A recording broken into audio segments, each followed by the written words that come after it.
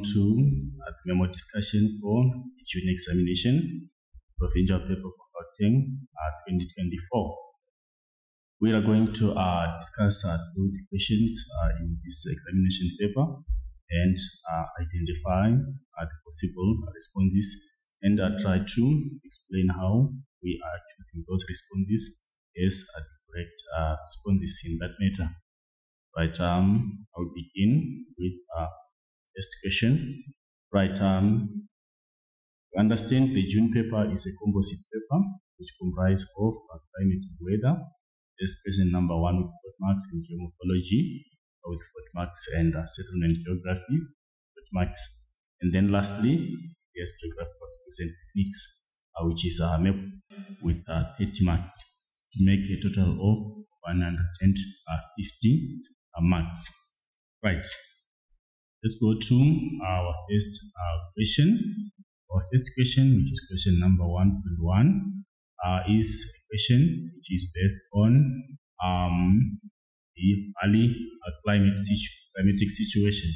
Right. If we check here, we have our valley, which is indicated here, and it implies that these are our valley sides, and we have cold air which is moving in that direction, indicated by A, and we have a fog forming in the valley here is indicated. Right, so before you can attempt the question, you can try to interpret the diagram here. You can try to interpret and come out with possible situations that happen in a valley in relation to valley climates. Right, remember in a valley we have basically two types of winds: one wind which operates or which acts during the day, and another wind which acts during the night. We have the anabatic and the katabatic winds. Right, katabatic winds, remember, those are winds which prevail at night, which move down slope from the valley sides and move to the valley floor. And also we have during the day situation, we have the reversal of the katabatic winds, which come as the anabatic winds. So basically, when we're looking at the valley situation, we tend to find that we talk of the katabatic and the anabatic winds as the two types of winds which are realized in a valley climatic situation. Right, let's look at the questions and try to relate the graphic or the diagram that we have to the questions which have been posed for this diagram. Right, the first question says the temperature of wind A indicated by the arrow. Right, our A is here. We want to identify the temperature of this particular wind which is indicated by this arrow A here. This arrow that we are referring to is this one here. Right. For us to have wind which blows from the valley sides going into the valley floor, like what we've discussed earlier, you see the direction of movement there is a downslope wind into the valley floor. This is typical of a katabatic wind. In katabatic winds, we know that they happen during the night because of terrestrial radiation in the valley sides here. Heat is lost from the valley sides, and as a result, the air which is immediately above the sides of the valley here becomes excessively cold and becomes colder than the air which is within the valley floor. So as a result, we tend to find that in this situation, we have a situation of temperature of pressure gradient existing. We will now be having a lower pressure over the valley floor and a higher pressure by the valley sides. So this is typical of a cold wind. The temperature of this wind here will be cold, such that it's wind which is going to blow to a low pressure here, going towards the valley floor. So the correct response for the first question is response number X, which is cold. Right. Then we go to the next question. Next question is talking about the process indicated by A is it either katabatic or anabatic? Right. I think like what I've discussed It means the correct response to this question is katabatic. Katabatic is a downslope, while anabatic is an upslope. So you should always remember the difference between the two. That katabatic, we talk of katabatic winds, we are looking at down slope winds. And when we are looking at anabatic, we are looking at upslope winds. These ones, they move from the valley floor going to the valley side. This one from the valley side going to the valley floor. And this is typical of a night wind. And anabatic is a day wind. So basically, that's the distinction between those two. So the correct response to that one is katabatic, which is a downslope or a wind which operates or which is realized during the night. Right, we need to move on to the next question or continue with our discussion. Right, the next question is says, refer to the statement below and answer the questions that follow. Right, we try to analyze the statements which are given. It says researchers have found that South Africa's cities are at risk of becoming warmer amid cooler surrounding rural areas. That is in text which was sourced from the Green Guardian. Right. So, what is the implication of that statement, or what climatic concept is being illustrated or is being referred to by that geographical statement? That South African cities, they are at risk of becoming warmer amid cooler surrounding rural areas. Right, we tend to find that in urban areas, because of the different reasons that we might discuss in some other aspects or some other sections of the questions, you tend to realize that the urban climates, the urban areas or the built-up areas, they tend to realize higher temperatures compared to the surrounding countryside or the surrounding rural farmland. What geographical concept, what climatic concept is referred to by that situation of having a city having an average temperature which is higher than the surrounding rural area? Correct response that one, that situation whereby we have rural urban area which is having a relatively higher temperature compared to surrounding rural areas is what we refer to as the urban heat island. Right, it's called the urban heat island. That is the correct response for question number 1.1.3. That is the climatic concept that is referred to by that statement, where we have urban areas experiencing higher temperatures compared to the surrounding rural areas. It's called an urban heat island. And also what I want you to note, learners, please do not confuse an urban heat island with a pollution dome. Those two are climatic concepts related to urban settlements, but they are not the same. Do not confuse an urban heat island with pollution dome. Those two are not the same. Right. Let's proceed to the next question. Right. The next question is a complex multiple choice question whereby we need to match two responses which answer the question correctly. Right. It says the following are possible causes of cities becoming warmer than the surrounding rural areas. Choose the correct option provided. Causes of cities being warmer than the surrounding rural areas. The causes of urban heat island. What is most likely to cause an urban heat island? Right. Let's try to check our responses and try to do elimination method to see which ones are suitable and which ones are not geographically suitable according to the graphical sense. Right. Let's look at item number 1, buildings, which are made of glass or concrete. Right. These are artificial surfaces which can either absorb heat or reflect heat, and they contribute towards increase of or the rise of urban cities temperature, or urban areas temperatures. So if we check this one, if we have more artificial surfaces which are made of glass or which are made of concrete in the form of buildings, you know the buildings that we have in most of the urban areas, they are made up of such material, which is artificial material. So these material here are responsible. This comes a correct response to that question. It aids towards the rise of urban area temperature.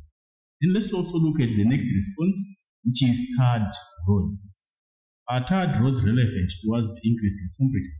We know that tarmacs, they are dark in color, and they are artificial surfaces which are mainly concrete surfaces. They are also responsible for the absorption of heat, and they contribute also towards the rise of urban area temperatures. Then let's go to the next response, rooftop gardens. Right, if we have rooftop gardens, we are looking at the addition of vegetation or vegetative cover in the urban area. We know that vegetative cover or vegetation has a cooling effect because one, it absorbs carbon dioxide, which is greenhouse gas, and also it releases oxygen, is a coolant. And also because of transpiration, which happens, evapotranspiration, which happens because of the presence of the tree and vegetative leaves, it also has a cooling effect. So this one is acting against the urban heat island climatic concept. It's actually a strategy to reduce the impacts of the urban heat island. If we adopt rooftop gardens, we want to try and reduce the implications of urban heat island. So this response means it's phased out. Then we go to golf courses. Right, golf courses, we know golf courses, they are mainly vegetative areas. They have got lawn surfaces, and also in those golf courses, you tend to find that we have so much vegetation because mainly those golf courses are open spaces. So we cannot also say golf courses are a contributing factor towards urban heat islands. They are actually good for the reduction of urban temperatures. So we tend to find that these golf courses also phase it out as a response. So it means our responses which are correct, we have response number 1 and response number 2. So we try to identify amongst our responses here where we have a match of response item number 1 and item number 2. And it implies that our correct answer, we find it as option number C, which matches item number 1 and item number 2. Right, we move on to last question, question number 1.1. One measure that could be implemented to reduce temperatures in cities. What could we do to reduce temperatures in cities? Right. Let's look at the responses. To plant more trees, green areas in cities. This is a possible response because of what we have mentioned earlier on about trees. Right. To use more air conditioning units, this cannot be a response to reducing the overall temperatures of the urban area. And to increase the number of motor vehicles, we know that motor vehicles, they emit pollutants into the atmosphere and also carbon elements into the atmosphere, which act as elements that trap the heat and absorb some of the heat in the urban area. So it cannot be a valid response. To build more buildings with artificial surfaces, we have earlier on talked about artificial surfaces as contributing factors towards the rise of urban area temperatures. So we tend to find that our correct response, of course, as item number A, question number 1.1.5. Right. Those are the responses to our first question. Right. We can now quickly move on to the next question, number 1.2. Right. Number 1.2 is an illustration of a situation which is caused by the position of the invasion layer over the escarpment. Right, you know that the invasion layer position changes with changes in seasons. There's a point where the invasion layer is elevated above the escarpment, and there's a season when the invasion layer is lowered below or reaches the level of the escarpment. What am I saying here? This is our invasion layer, which we are seeing this particular level here. Our invasion layer is here, as indicated, but we are saying this is a particular season when our invasion layer is at this level here. Our invasion layer can be lowered because of changes in the seasons and the changes in the pressure system, and our invasion layer at some point in time, it can come to this level and proceeding like that. So you see the difference here. If our invasion layer is here, it means this air which is coming from here is going to filter into the interior. This is our interior of South Africa over the escarpment. But if our invasion layer is here, like what you can see, it means the invasion layer is going to block the incoming air from the sea air. So this air cannot get access to the interior if the invasion layer is lowered at this level here. So the level of the position of the invasion layer has got implications. And what makes this invasion layer go up and go down is because of the influence of the sinking air here. Right? If the sinking air, the descending air is stronger, it is going to push the invasion layer further down to level of the escarpment here. But if the descending air is weaker, the invasion layer will also get elevated, like in this original position where it is indicated. Right. Basically, that is an insight into the concepts that we might want to use as we try to answer questions that will follow that illustration. Right. So let's try to check on the questions which have posed based on that illustration. Right. First question is talking about the season. Which season is being illustrated on this particular illustration that we are dealing with here? Right. For us to note the season here, what we need to look at is the position of the invasion layer. If the invasion layer is high up above the escarpment, it implies that the descending air is weak. The air which pushes the invasion layer down means is weaker, and hence is unable to push effectively the invasion layer down. Where are we referring to? We are referring to this particular point here. We are saying this descending air indicated by these arrows.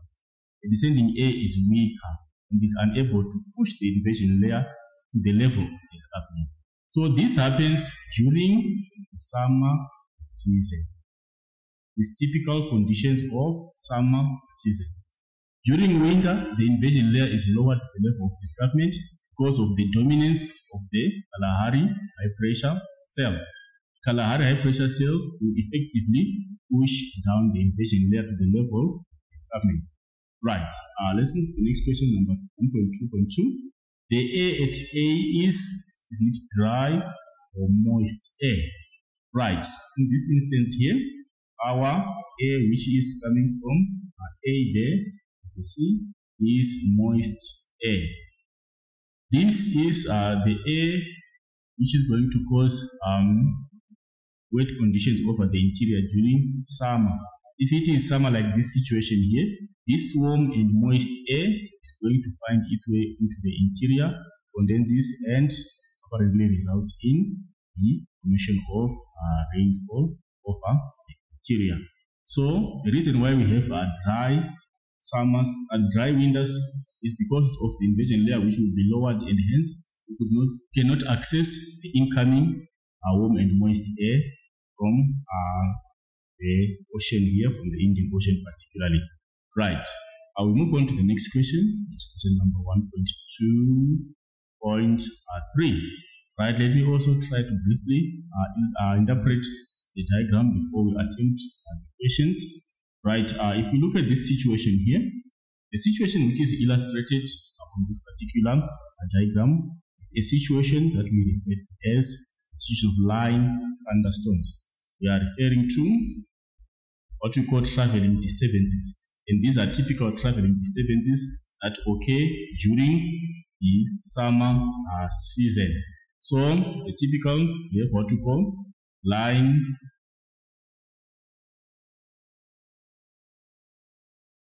thunderstorms. Right. And we have this boundary that you have here.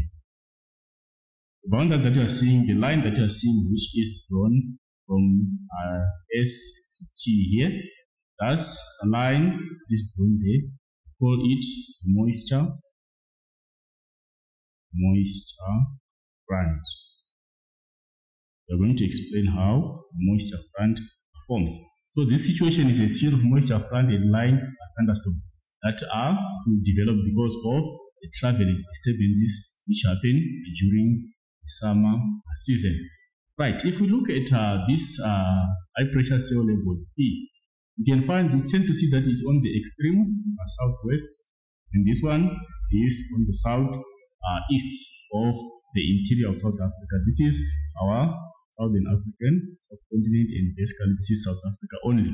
So if you see, remember, if we have these two high pressure cells, they have got implications over the weather conditions that will happen over the interior here.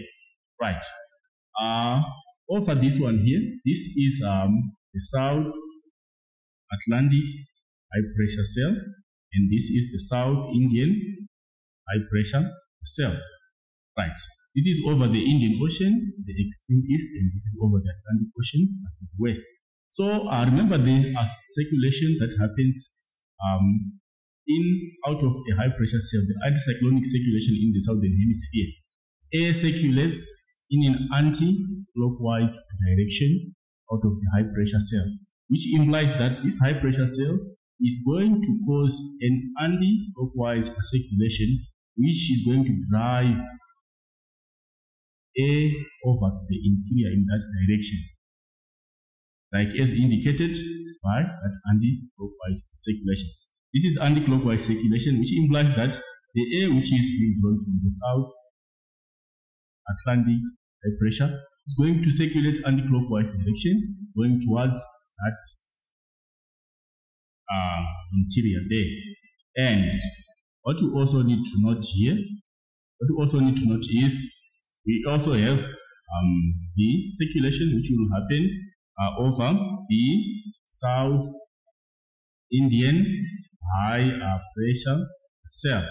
We also have circulation of air which is going to be fed into the interior in that manner, and the air that comes from this side and the air that comes from the other side, they are going to converge, or the two air masses are going to meet somewhere within the interior of the southern African subcontinent. Right, so which means we have air coming from this direction, which is being fed by this cell. The air is coming over to the interior in that direction because of anticyclonic circulation. It's coming in that direction. And also there's air which is coming in that direction, which is being fed from that other cell here. And we should note the features of this the ocean current which happens over the Atlantic, and the ocean current which happens over the Indian Ocean. Here, because of the warm ocean current, we have prevalence of warm and moist air. The air which comes from the South Indian high pressure is warm and moist because of the warm Mozambique current, and here we have cold and dry air being fed by this South Atlantic high pressure. So these two air masses, as they meet, remember, because of their differences in their features of temperature and humidity, this one has got cold temperature, this one has got a warm temperature, which means those two air masses cannot effectively fuse and merge, or they cannot mix because of the differences in temperature. And also because of the differences in humidity, this one is dry, this one is moist. They also cannot be able to mix. And also, if you try to check, they are also different. They also have differences in terms of their stability. This one is a more stable air because of its density. This one is an unstable air mass because of its temperature is light and tends to rise. This one, because of its density, it's heavier, it tends to stabilize. Then it means when these two air masses meet, there is going to be a boundary which is going to form. This boundary, which is indicated by line T to S here, which we call the moisture front. It's going to form because of the differences of the properties of the two air masses which are meeting there. And you understand that this air, because of its density, is less dense, is going to be undercut, which means the cold air is going to wedge under, and the warm air which is coming from this side is going to be forced to rise along this boundary here, which is the moisture front. So the moisture front will act as the boundary splitting the two air masses. One air mass is undercutting, and the warm air mass is being forced to rise. So as the air mass, the warm air mass is forced to rise, it's going to reach condensation level, and clouds are going to form, creating rainfall on this side of the moisture front. On the eastern side of the moisture front, we tend to find that there is development of clouds that produce heavy rainfall, and also characterized by thunderstorms, and those thunderstorms will be occurring in linear format, the same as how the front occurs. That is why we call them the line thunderstorms. Right. So let's go to our question. That was a brief insight into that situation which is being illustrated by that particular diagram which you are going to use to answer the question. Right. Let's try to analyze the first question quickly. Right. The weather phenomenon depicted in the diagram above, the sketch above, is what? From what we have discussed, I think the response is already there. Correct response that later is a line thunderstorm. That is the correct response for that question 1, 2, 3. I will move on to the next question. Right. A process occurring at line S to T, is it upliftment of warm air by cold air, or upliftment of cold air by warm air? Right, I think I have briefly explained on the properties of the two air masses. The cold air mass is denser, and because of its density, it's going to undercut, or it's going to wedge under warm and moist air. So warm and moist air is forced to rise, whilst cold and dry air will wedge under or undercut. So our correct response here is upliftment of warm air by cold air, which is this response. Right, we move on to the next question, number 125. Right, it says A at P or P is here over the South Atlantic is for the South Atlantic high pressure. What happens at A? Right, this item is saying is cold and dry. I think this item is very valid. We discussed about that. Warm and moist, no, is the other side. Warm and moist air comes from this side here, not from here. Right. It diverges. When we're talking of divergence, I think you understand what you are meaning here. Convergence and divergence. When we're looking at a high pressure cell and a low pressure cell, the difference between the two. Well, let me briefly illustrate what happens in a high pressure cell and a low pressure cell to illustrate whether it's convergence or divergence. Right. What happens with a high pressure cell versus a low pressure cell? Right. We are saying this is our pressure cell. We are trying to use the illustration of a cross section here. Right. If it is started with a low pressure cell, if it's a low pressure cell, we are saying the surrounding areas are having relatively higher pressure compared to this center of the low pressure cell. So it attracts air to feed into the center of the cell here. And as the air feeds in here, it converges. There's convergence here, which means the two air masses from different directions are going to meet because they are driven by pressure gradient. They are coming from areas with higher pressure and higher pressure. Because of the different gradient, they are forced to move towards a region of lower concentration, and they tend to meet here within the low pressure cell. And as they meet, the masses will rise. And as the air masses rise, they tend to diverge in the upper atmosphere. So this is our ground. We are saying at ground there is convergence, then there is uplifting, or the air ascends, then there is divergence, in the upper atmosphere. The air diverges in the upper atmosphere. And if it is a high pressure cell, it's the opposite. We are saying in a high pressure cell, there is sinking air, or wherever we start from. Let's start from the ground. At the ground here, there is divergence. Because high pressure cell, there is high concentration of air here in this cell. And we are saying the surroundings have got low pressure. So there's pressure gradient which tends to drive the winds from high pressure here going towards outside areas with low pressure. So there's divergence here. And what causes the high pressure, what causes the high concentration is because there is air which is being continuously fed from the upper atmosphere. There's sinking air. And how does that air sink? It means it's converging somewhere in the upper atmosphere and will then sink. So here we have sinking air. The air is sinking and we have convergence in the upper atmosphere. So that is what is happening here. With a high pressure cell, there's convergence in upper atmosphere. The air sinks, it diverges in the lower, close to the ground surface here. Then with the low pressure cell, it's the opposite. The air is attracted to the low pressure at the center here, and it comes from the different directions. It converges, it rises, or uplifts, or ascends, and diverges in upper atmosphere.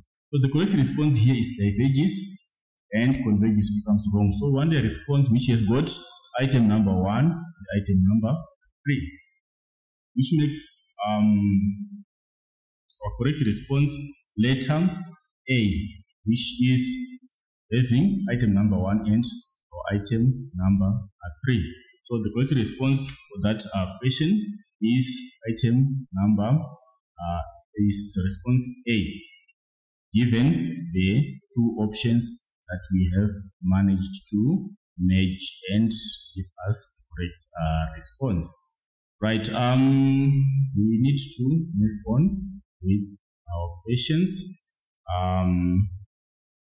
Need to move on with our questions to go to the next question, which is question number 1.3. Right, there is a diagram which is indicating an occluded front. There is an occlusion which is happening. There is a cross-section diagram which shows the situation of an occlusion. Right, let me briefly explain the occlusions before we look at that illustration. Because when we're talking of an occlusion, we're looking at a situation. Remember, when we have a mid-latitude cyclone, we will have a situation whereby the cold front will ultimately catch up with the warm front. I think you still remember the stages of formation of mid-latitude cyclone. Right.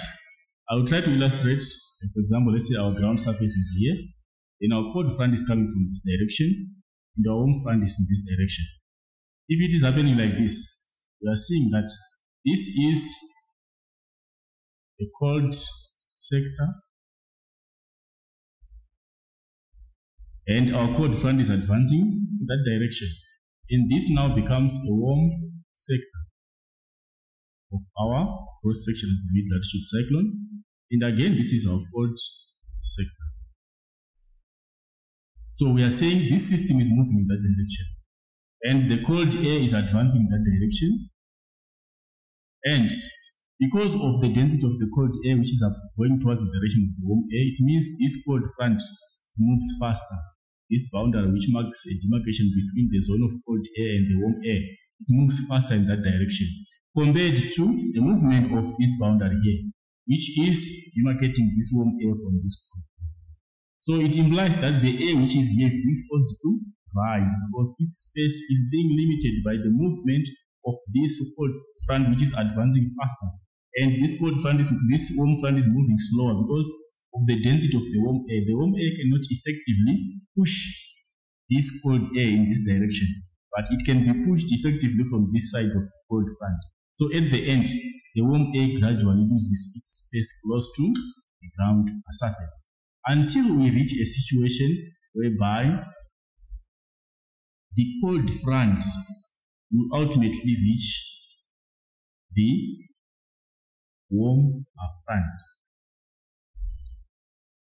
Or the cold front can say you have overtaken the warm front. Because the warm front is slower and the cold front is faster, there will be a time when the cold front will catch up with the warm front.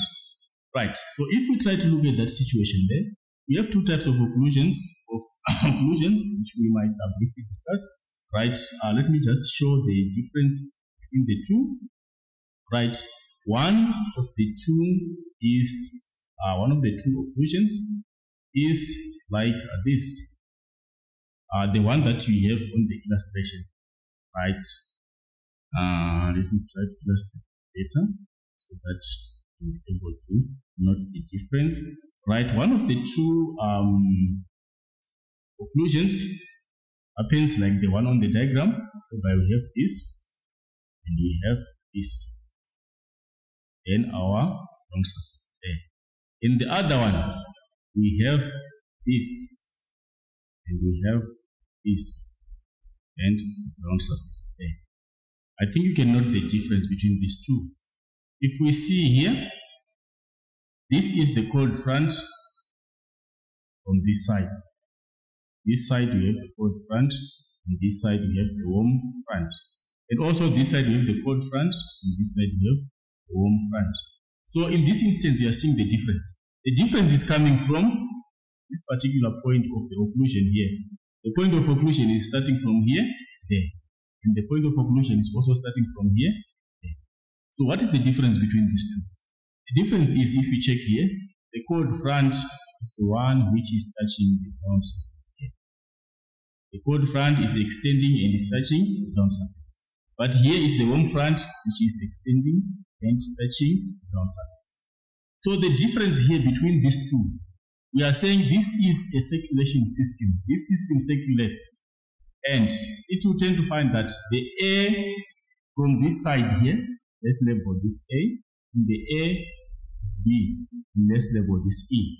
These sections have got different temperatures of the air prevalent in those sections. Right. This is made up of cold air, and this we know is a warm section. It's made up of warm air, and this one is made up of cool air. This again is cold. This one is the warm sector, which has been displaced, because like this warm air now you can see it's no longer has contact with the ground. Now it's displaced into the upper atmosphere, and also here the warm air has been completely displaced from the ground. Now it's only existing in the upper atmosphere. This is cool air. So it means in this instance, that is the distinction between these two zones. This one is made up of cool air, this one is made up of cold air, which will mean that the temperature here is excessively lower than the temperature here. Though they are part of the cold front, they are part of though the two air masses have lower temperatures, but the temperatures are different. Like for example, we can say maybe this one is maybe 2 degrees Celsius, and this one is 5 degrees Celsius. Both these temperatures are lower, but this one is cooler and this one is cold, which will imply that this one will be more denser than the other on the other side because of the differences in temperature. So this is what you call a cold front occlusion. Cold front occlusion, in the sense that is the cold front which is extending to touch the ground surface. It's cold air which has managed to undercut the warm air and also managed to undercut the cool air which is ahead of it. And in this instance is opposite, is the warm front which is extending to the Earth's surface, which implies that this warm cold, this cooler air, this cold front here has managed to uplift the warm air, but is unable to ultimately displace the cooler air ahead of it, and is the one which is being forced to have this gradient here, which is this gentler gradient of the warm front from this side here. So this is what we call a warm front occlusion. That's the difference between the two, the cold front occlusion and the warm front occlusion. We look at the front which extends and which touches the ground surface. If it is the instance of a cold front which is steep and which touches the ground surface, it implies that is a cold front occlusion. And if it is the case of a warm front touching the ground, it means it's a warm front occlusion. Right, let's go to try to answer the questions as quick as possible. Right, if we check our questions there, the first question is saying, identify the type of occlusion shown in the sketch. Right, from what we have discussed, I think the responses are the response we already have it from the discussion. What is type of front? That one is called a front occlusion.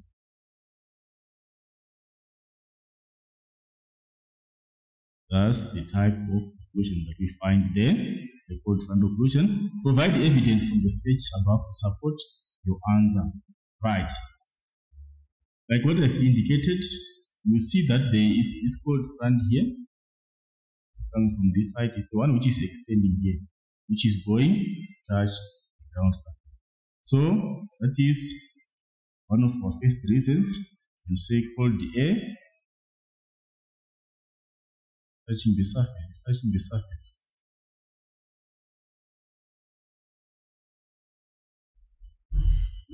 Cold air is the one which is extending to touch the surface. And also, if you check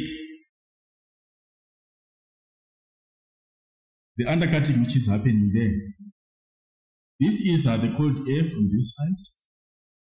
The cold air is managed to undercut. It has managed to displace this warm air. It's now only in the upper atmosphere. And also on this part, it is managing to displace the cooler air. So the cold air is undercutting the warm air. The warm air is in this home sector, is being undercut by the cold air. And also, it has undercut the cooler air ahead here. So it's also an indication or a valid response to that question that the cold air is undercut the warm air and is also undercut the cooler air which is ahead of it here. Cool air which is in this section has been undercut also by this cold front which we see there. And also if you check the gradient here, if it was a warm front occlusion, we are going to have a gentle gradient on the ground surface. But here, the gradient is very steep, which implies that there is rapid upliftment. The air here is being forced to uplift vertically because of the gradient of the cold front. The cold front is very steep. If you check the two fronts, how they are illustrated, the cold front is like this, while the warm front is like this. This is steep. Cold front is steep, while this one is gentle. Which means when we have the instance of a cold front approaching, there is steep uprise. The air which is being forced here to rise is going to rise almost vertically, creating towering cumulonimbus clouds because of the vertical ascending of the warm and moist air. It's being forced to ascend vertically, while it's on this part here, the air will ascend gradually because the gradient here is gentle, while it's here it's steeper. So we can also validate it by saying that there is rapid upliftment of warm air. The warm air is being uplifted rapidly. Rapid upliftment of warm air. It's also another valid reason that we can use. Right, we can move to the next question, which says identify the areas or sectors A and B respectively. But when you're answering such a question, you need to be articulate, you need to be specific. A, you answer; B, you answer. Not just put two responses without indicating which response is for A and which response is for B. You need to be specific and to show which part of the question you are answering. Which one is the response for A and which one is the response for B. Right, in this instance, we are saying our A here, we are looking at this sector here of our weather system, right? This one, like what we have mentioned earlier, this is the cold, and this one, which means the temperature here is much lower, here is cold, but it's not as cold as this side. Right, so A is cold and B is the cool sector of or area of our weather system. Then it says discuss how the type of occluded front shown in the sketch above is formed. But when we are discussing the formation of this front here, the cold front occlusion, basically what we need to note is to note the movement of the two air masses. How the two air masses move, warm air and cold air, like from the previous discussion that I had. This front here, it moves faster. The cold front moves faster than the warm front. This front here is slower, this one is much faster. And because of this reason, it means this one is going to catch up with this. This one maybe, let's say, is traveling at maybe 5 kilometers per hour. And this one is traveling at maybe 1 kilometer per hour. It means over distance, this one is going to catch up with this. This one is slower, and this one is much faster. Why is it that? Is because of the density of the two air masses. This one is heavy, it means it can effectively push towards warm air. So this is a zone of warm air. But because warm air is lighter, it cannot effectively push towards the direction of cold air. And hence, it is going to be less effective, and there will be more effectiveness movement on the western side, such that this front is going to catch up with this. And what will happen when the two fronts will get to catch up with one another? This cold front and the warm front, like what we have discussed earlier on, cold air, because of its density, is going to undercut, which means it's going to wedge low warm air, while this warm air is going to occupy the upper atmosphere. The cold air is going to occupy the whole ground surface. Because of its density is heavier, it's going to occupy the ground surface. Then what is going to happen? The cold air is going to uplift the warm front. The warm front here, like you are seeing, it was previously also touching the ground. But now, because of the continued coming of this, it's continuously coming, until the warm front is only given this chance. And there, this whole part is now occupied by the cold front, which means cold air is undercutting warm air, and warm air is now rising. And it implies that it's only cold air which is now remaining close to ground in that situation, such that we have this cold front occlusion. So you talk about the movement speed, the velocity of the movement of the two fronts. This one is much faster because there is heavier air. This one is slower, which will imply that this one is going to catch up with this. As it catches up this, because of its density, it's going to undercut, and this one is going to be uplifted. And as a result, it's also going to catch up with the home front. The home front is going to be undercut, like that the whole surface area here is occupied by cold air, while this warm air is uplifted, and also the cooler air is going to be undercut by the colder air from the extreme west, as the system moves from west to east. Right, that is basically the response. So you should give three responses which are described fully, in fully described statements. Right, I'll move on to account for the weather associated with the included front shown in this account for the weather associated. We are saying, when the person says account for, it's saying give reasons for the weather that we realize because of cold front occlusion. Why do we experience such weather condition?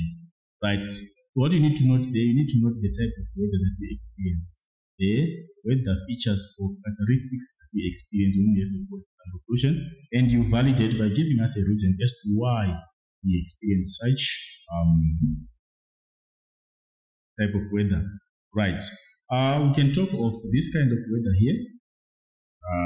Possible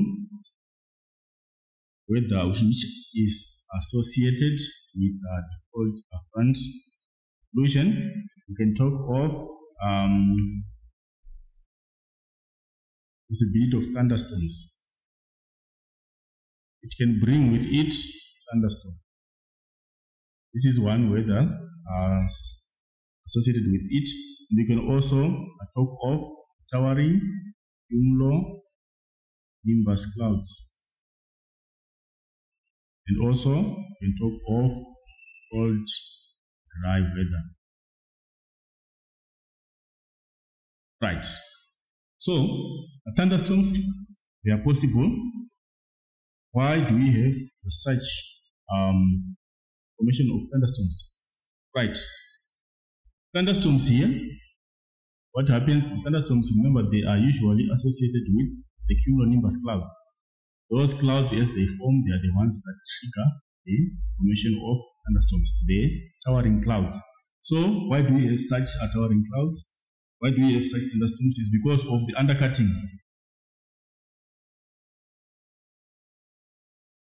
which is done by cold air. Cold air undercuts warm air, and warm air is forced to rise, and as it rises sharply or steeply, creating towering clouds that are possible of creating thunderstorm type of precipitation. Then the cumulonimbus clouds, we associate these clouds with heavy rainfall. So it's cumulonimbus clouds that produce heavy rainfall.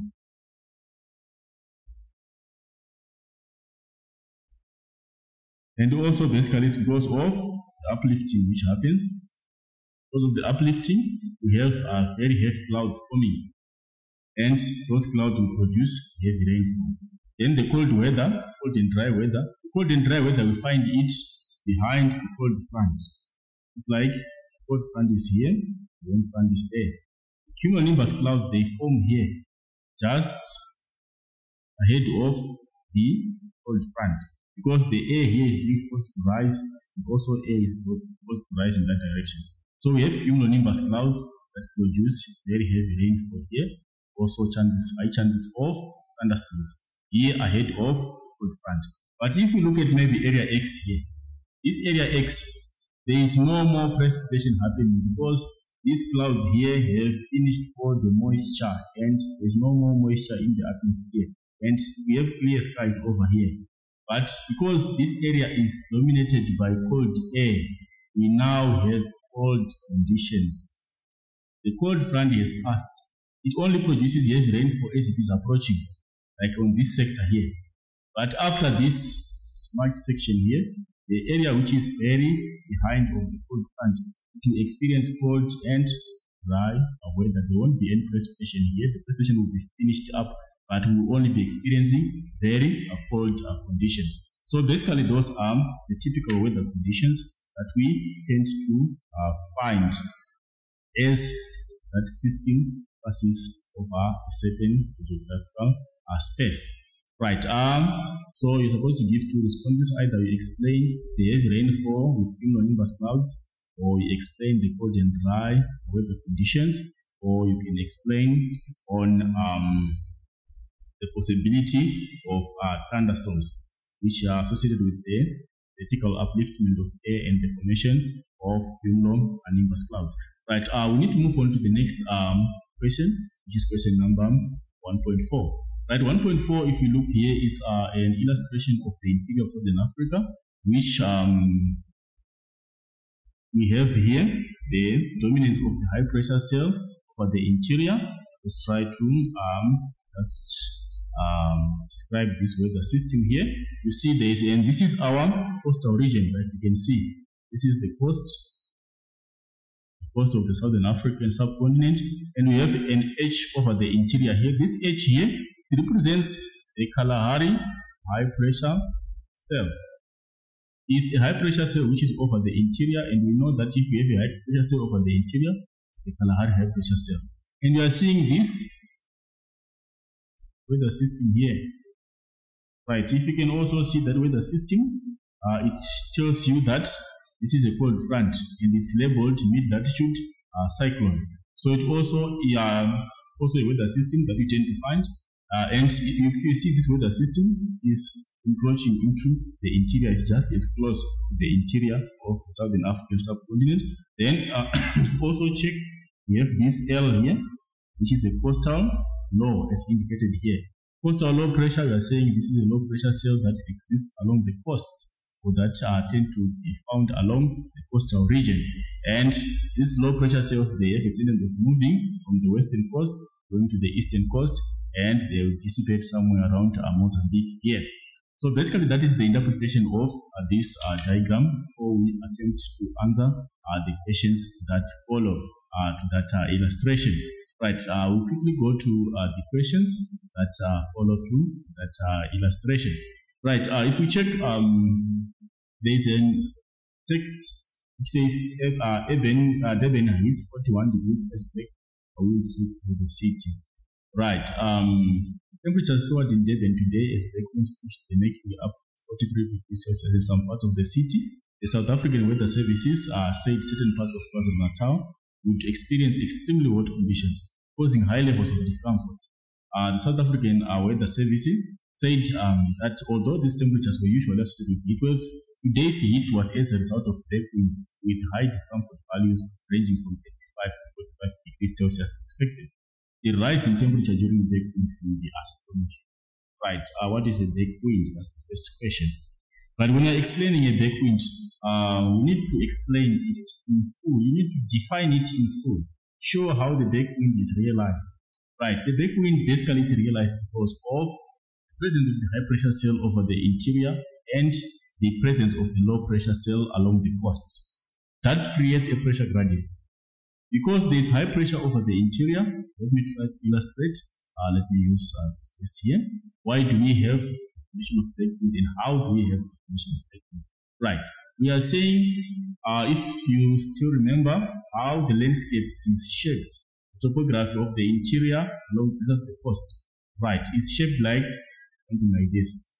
Right, we are saying our sea is here and this is our coast, and this is the interior. This being the interior of South Africa, and we have the escarpment here. And we have our plateau. Right, if we try to check here, if we check maybe, if you can maybe check the altitudes of places over the interior, or if you check places like Johannesburg, the altitude of Johannesburg compared to the altitude of the coastal towns or coastal cities. Let's say maybe compare Durban. The altitude of Durban is a coastal town, coastal city, compared to maybe Pretoria. Average temperatures. You tend to find that these two places, because of their differences because they have a very big difference in altitude, it also implicates on what happens between them. Right.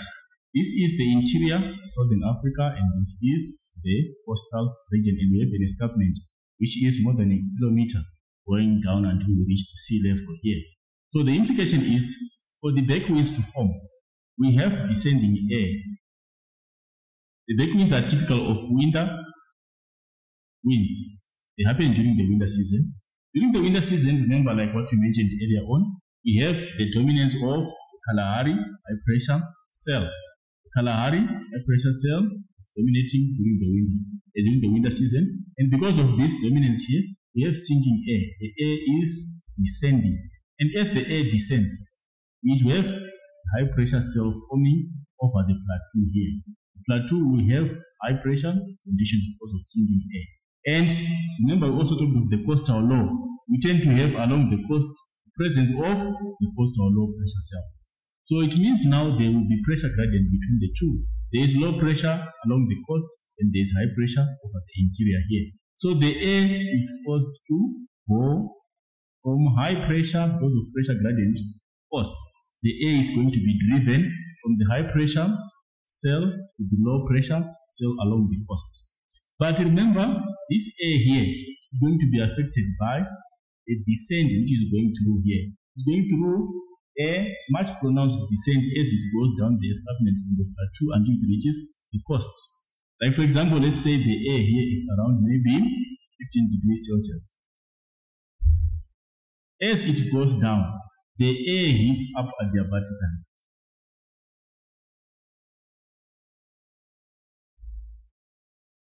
There's what we call adiabatic heating. The air is going to heat up adiabatically. What we call adiabatic heating, we're looking at heating that happens without the influence of the external environment. The air heats up because of changes in pressure and not because of the environment in which it is exposed to. So what it implies is the air is going to heat up as it goes down here, which means it's going to heat up at a dry adiabatic lapse rate of 1 degree Celsius every 100 meters. Which means for every 100 meter descent, the air is going to gain 1 degree Celsius. And we were saying this escarpment is over a kilometer, which means we have plus or minus 1,000 meters as we go down the escarpment. So it will mean that for every 100 meters, this air is going to gain 1 degree Celsius of temperature because of changes in pressure. It heats up adiabatically. So it means as this air reaches this point here, it becomes very hot because it was gaining 1 degree Celsius for every descent of 100 meters until it gets here. Maybe as it gets here, you tend to find that the air now is maybe at 85 degrees Celsius. It's now having a higher temperature compared to the temperature that it was having when it was over the plateau here because of adiabatic heating. So basically when we experience this situation, this is what we refer to as berg wind. Berg wind is basically a hot and dry winds which come from the interior of South Africa and which goes towards the coastal areas in winter. So try to encompass all aspects.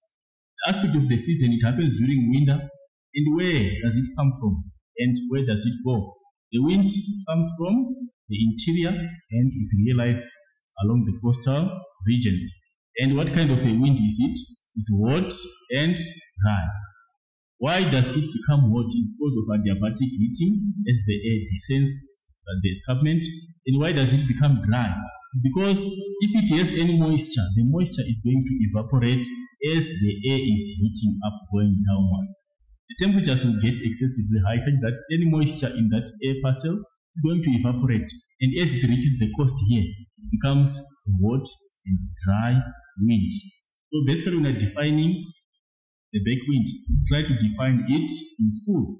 Talk of the characteristics is hot and dry. It's blowing from the interior of South Africa to the coastal areas. And when does that happen? During winter. You have fully defined berg wind. Right, we move on to the next question. Provide evidence from the infographic to support your answer. Right, the first question is which season? The season we find it from evidence that we have here. This is the first evidence, this is the second evidence, and we'll also talk of the evidence here. The high pressure cell, it dominates in winter. We all know that high pressure cell dominates in winter. When it's summer over the interior, we have the thermal low. Right, mid-latitude cyclones, they encroach into the interior of Southern Africa, particularly affecting Western Cape, bringing rainfall over Cape Town in winter. That is mid-latitude cyclone, which is almost approaching Western Cape here, you can see. And the coastal low, we also indicated that the coastal low are dominant in winter. They are the ones which attract the coming of berg winds because of pressure gradient over the interior and them along the coast.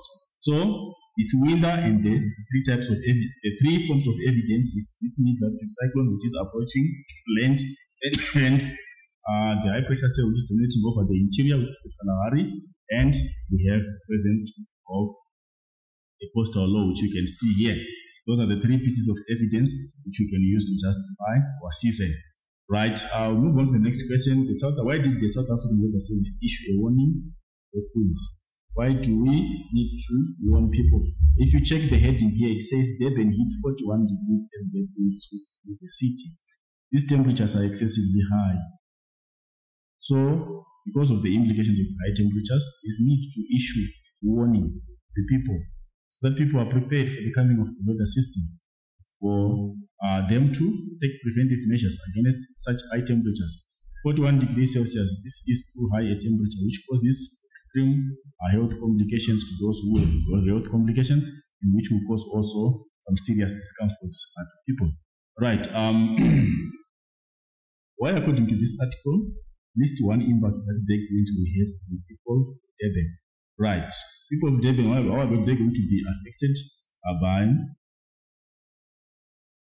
this weather system, the coming of the weather system? It talks of the discomfort which is going to be realized by coming of this particular weather system. It will cause high levels of discomfort. Discomfort which comes as a result of these high temperatures. Right, then this is number 1.4.6. With the use of a well-labeled diagram, show the formation of vacuums in South Africa. Your diagram must be a cross-section view indicating the following. Right, you should note between a cross-section and a plan view or an aerial view. Cross-section is when you are looking at the weather system from the side. It's a side view of the weather system. We have cut across the weather system. We are looking at it from a side. In a plan view, we are looking at it from above. Like, for example, how we capture aerial photographs. We are capturing them from above, though they will differ in the angle, low oblique angle and high oblique angle, but basically we are looking at capturing the image from above. So there's a difference there. We are looking at something from a cross section and looking at something from a plan view or an aerial view. So what we're supposed to do, we're supposed to draw this particular diagram that I drew earlier on here. You draw your plateau over the interior here, and you indicate that there's an escarpment which goes down until you get to the sea. So you indicate, the first item is saying, indicate what? It says average temperature over the interior. You're supposed to put an average temperature here, a reasonable average winter temperature, not a temperature which is too high. Because if you put 30 degrees Celsius, 30 degrees Celsius is not an average temperature for winter season. It's too high. Supposed to put a temperature which is reasonably lower, suggests that it's winter season situation, whereby we have lower temperatures over the interior, not to have a temperature which is too high over the interior here. So we should relatively have temperatures which are lower over the interior, and you indicate the movement direction of the wind. We are saying these winds, they originate from the interior because of the dominance of the Kalahari high pressure cell, which has got sinking air. And how does the sinking air react to the high pressure cell over the interior? There is pressure gradient which is caused by the existence of the coastal lows along the coast, which will create a pressure gradient force. Here there is high pressure because there is sinking air over the plateau. Sinking air will create this high pressure cell, which is the Kalahari high pressure cell, and we put a temperature maybe 20 degrees Celsius. Then the air will move in that direction, going, descending downwards until it reaches the coast or sea is there. Then you indicate the temperature that is going to be realized along the coast here. This is where Durban is along the coast. What temperature is Durban going to experience when the vacuum wind reaches here? This air, which was 20 degrees Celsius over the interior and is descending the escarpment, and as it reaches here, maybe it reaches here as maybe 39 degrees, or the one which is indicated there 40 degrees Celsius. You will put the higher temperature here, which would suggest that it's a hot and very dry air which is realized along the coastal places. So maybe you indicate your temperature as 40 degrees Celsius. And please remember, you should indicate the units here. You cannot just say 20. 20 does not mean anything. 20 meters, 20 kilometers, 20 what? You don't know. So you put the units of measurement 20, you get 1 mark for that. Then you indicate the movement direction by indicating with an arrow to show that the air moves in that direction, and you indicate the temperature that is going to be realized along the coast. So that is basically what you're supposed to do. This is a side view of the back winds, right? So proceed to the next question. The next question is talking about explain how back winds have a negative impact on the natural environment. Right, you should be the question is specific and you should address it according to what it is demanding. It's talking of the natural environment. You're not supposed to mention anything else. Don't mention anything to do with the economy, or you mention anything to do with impacts on society or social impact of big things and whatever. Relate to what the question demands. It's looking at aspects of natural environment and the negative impact on the natural environment. How do those hot and dry winds impact on the natural environment of the coastal region? Right, there will be strong and gust winds, so they might cause soil erosion. There is high risk of soil erosion. Soil can be eroded because the wind is dry and is hot. It will affect the soil structure and will ultimately cause soil erosion. And also it will affect vegetation because of its hot, high temperatures and its dryness. It can also cause vegetation to dry out. So vegetation can dry out, and also mentioned that it can cause soil erosion. And also there is high chances of them forming the field fires. There is a likely chance of formation of the field fires. So the chances of field fires, how do field fires form? Because of friction. Remember, this is winter season. We are looking at winter season, and predominantly during the winter season, the vegetative cover, mainly the grass vegetative cover, is dry because of limited moisture. So it will mean that the vegetative cover will be dry, and because of the coming of very hot wind, the frictional force which will be existing between the wind and the vegetative cover, which is dry, can easily spark field fires. And also there is also chance we talk of soil erosion. Yes, the winds are dry, they can cause soil erosion, and we can also mention the drying out of vegetation. Because of the excessive temperatures, vegetation can dry out. It's also a risk on the natural environment. We also can talk of the decrease in soil moisture. Moisture content of the soil is going to be affected negatively. If there is moist soil and there is a blowing wind which is very dry, it's going to take with it all the moisture and will make the soil dry. So soil moisture is going to be affected, and also it will affect negatively on the ecosystem. Remember, the balance of nature is going to be implicated if because of the high temperatures and the dryness of the wind is going to affect the ecosystem. It's also going to be affected.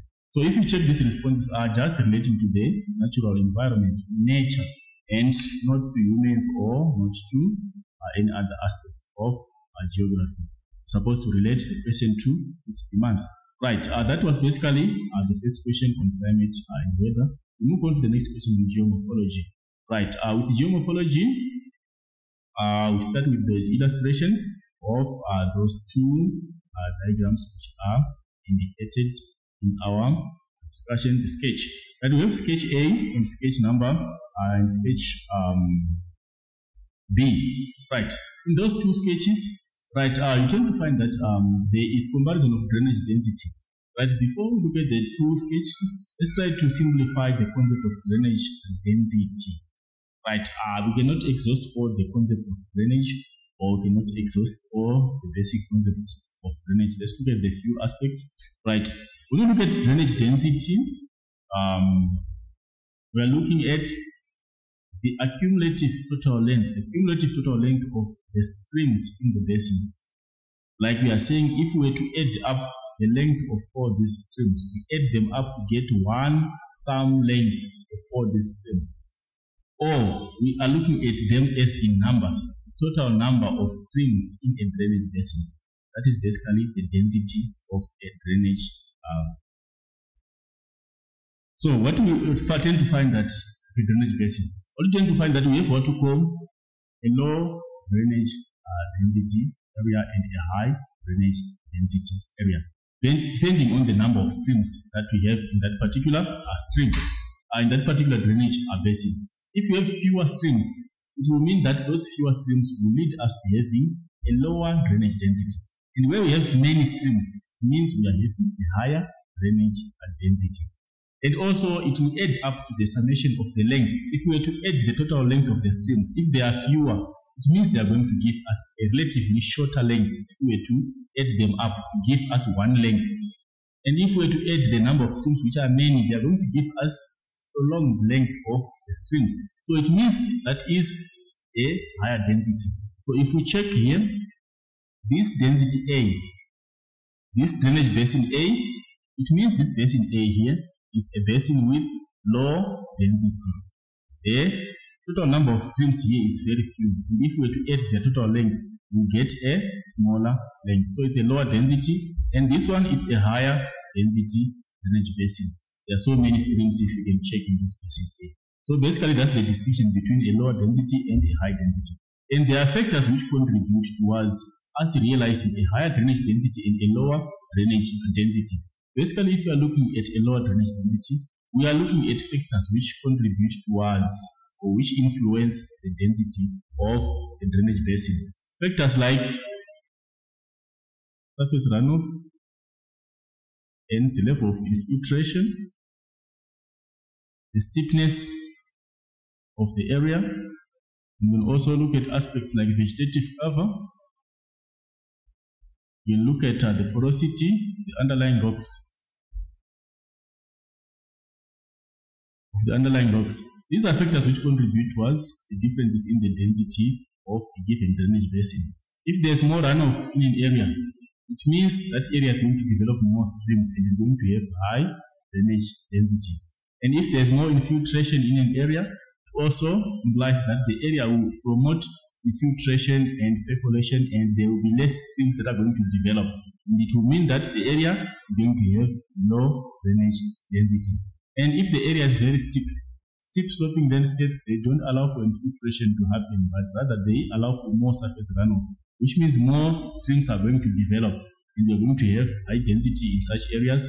And vegetation, where we have more vegetation cover, because of the effect of vegetation, it loosens the soil structure and allows for infiltration. And also because of interception which happens, we tend to have low density happening, while in areas which are sparsely vegetated, we tend to have high density. And porosity, if the underlying rock has got pore spaces, it means it promotes infiltration and allows for more of infiltration and feeding into groundwater, which means we have less streams developing.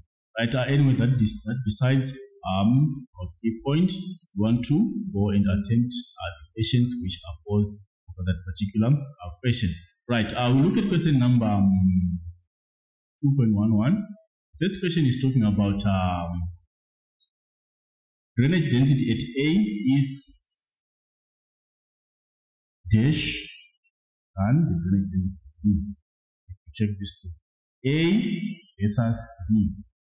We have talked that A is a low drainage and B is a high drainage density area. So we have already discussed the response to that one. So the correct response is A has got lower density than B, which is item number C. And 212, drainage basin A has a dash gradient than B. We've also talked of gradient. Where we have general gradient, we tend to have less streams developing because there is more infiltration. But where we have steeper slopes, we tend to have more streams developing. So in this instance, our correct response is a gentler. A gentle slope is the one that contributes towards us having low density, because much of the precipitation received is going to find time to filter into groundwater storage and does not contribute much towards the creation of streams. Right, let's look at stream order at point X. Before we look at that, let me just briefly highlight on how we do stream ordering. Right, stream ordering basically we are ranking streams in the drainage basin according to their level. Streams are ranked, they are given a level in a drainage basin. Right, so in our ranking streams, we use this rank here. 1 plus 1 is equal to 2. Then we have 2 plus 1 is equal to 2. Then we have 2 plus 2 is equal to 3. Then we go on to 3 plus 1 is equal to 3. Then 3 plus 2 is equal to 3. Then 3 plus 3 is equal to 4. And it goes on like that. So if you can try to study the sequence here, 1 plus 1 is equal to 2, 2 plus 1 is equal to 2, 2 plus 2 is equal to 3, going on like that. 3 plus 1 is equal to 3, 3 plus 2 is equal to 3, 3 plus 3 is equal to 4. That's the sequence of ordering that we use in a stream.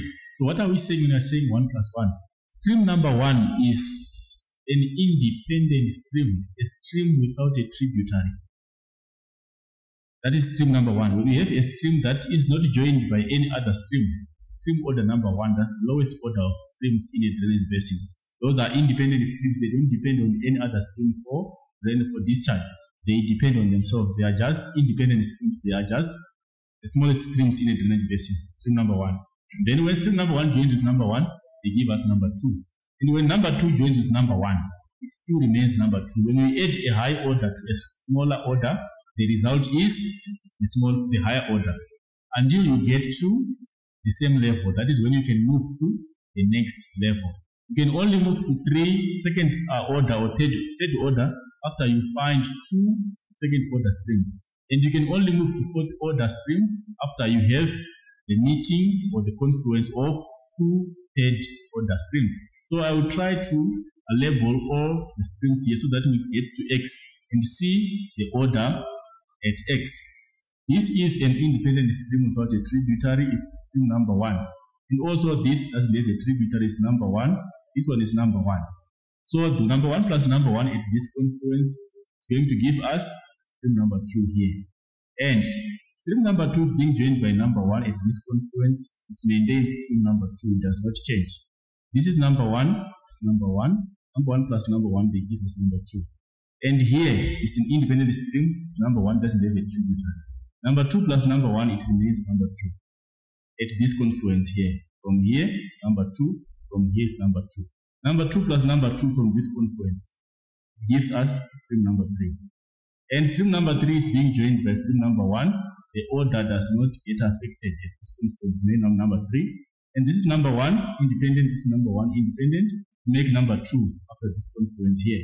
And this number 2 is going to join number 3. It's not going to affect the order of number 3, which means number 3 is the one which is just continuing until we get to X. So the correct response for that question for the order is the third order stream, which is response number B. That is basically the correct response for question 2, 1, 3.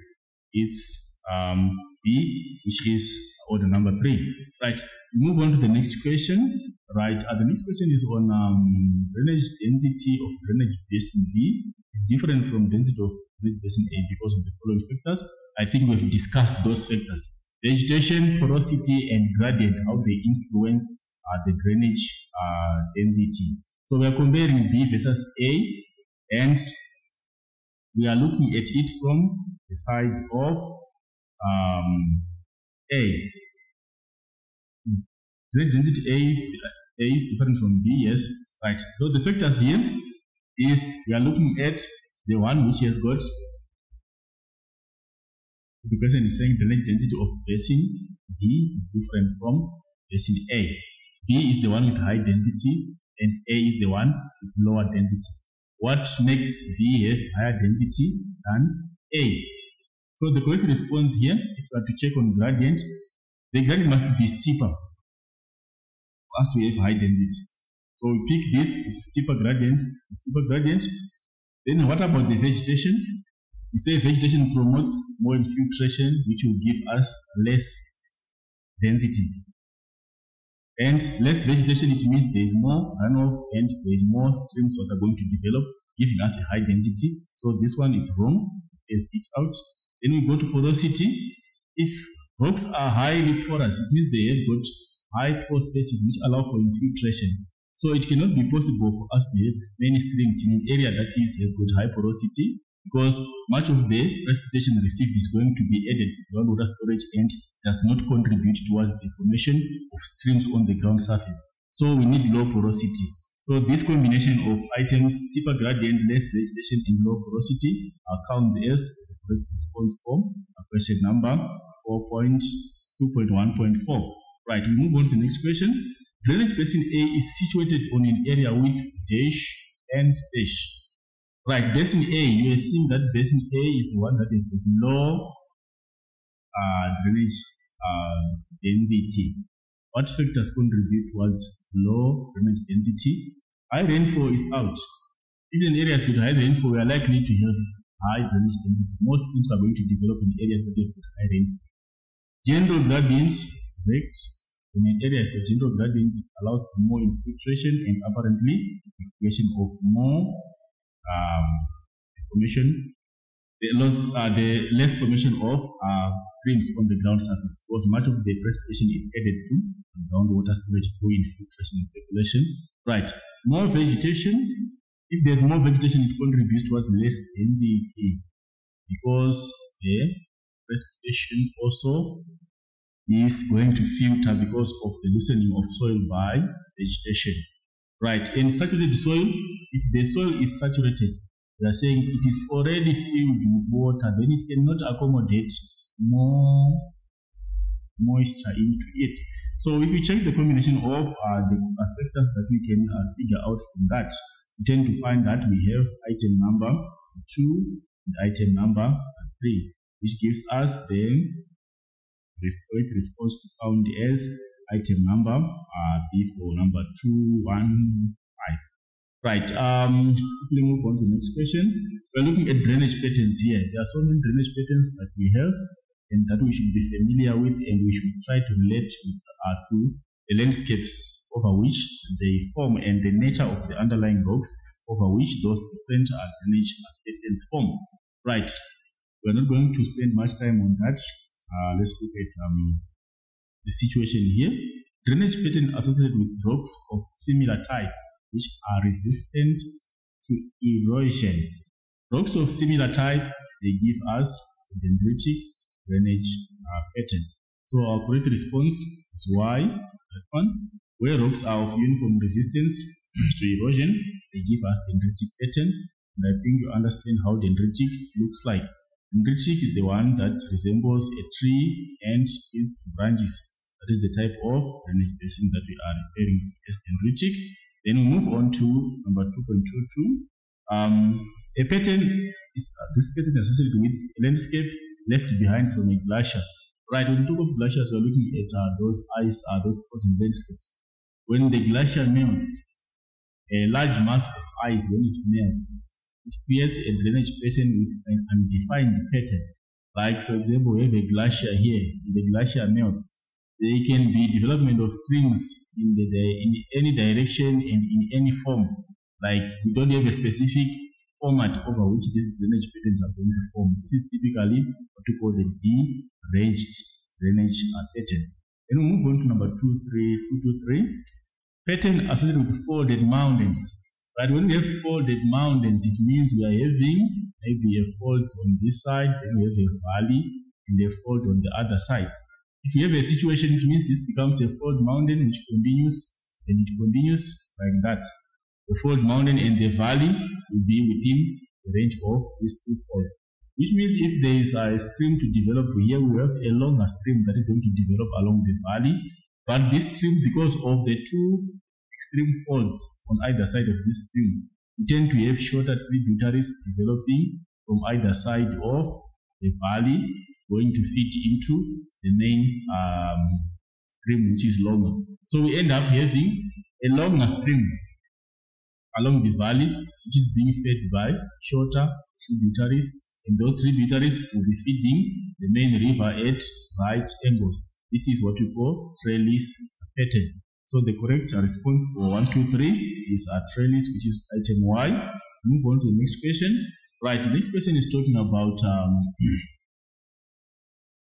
a pattern that develops due to massive igneous rocks. But I think you still remember massive igneous rocks. We are looking at those rocks which are originally of volcanic origin, which are exposed out of erosional and weathering processes, the mass wasting process.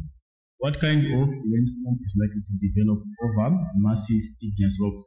Right, we have the radial pattern forming over that area.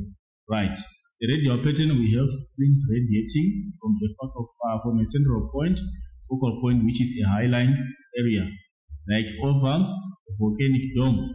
If you have a volcanic dome, you are likely to have such a drainage pattern whereby streams, they radiate from a highline area. They start from the same source, which is highline, and they radiate into different directions from the raised focal point where they start from. That is basically the type of drainage which we call radial. Then we move on to the next question. Streams in this drainage basin follow cracks on igneous rocks. Right, the correct response to that one, since we have explained deranged, the correct response automatically is rectangular. Rectangular, if you can check the shape of the pattern, the streams have got right angled format, something like this. But when you have such a pattern, what makes these streams have such a pattern is because these streams are influenced by the underlying rocks. It means the underlying rock has got cracks, and these streams are developing over cracks within the underlying rocks. The underlying rock is the one that influences this pattern here, because the streams will be developing along the joints of the cracks of the underlying rock. So that gives us what we call rectangular drainage pattern. Right, we'll move on to the next question, which is number 2.3.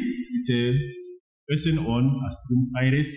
Right, we briefly describe the process of stream iris for river capture. The river capture happens because of the existence of two streams whose erosive capacity is different. These streams are in different drainage basins, two different river systems.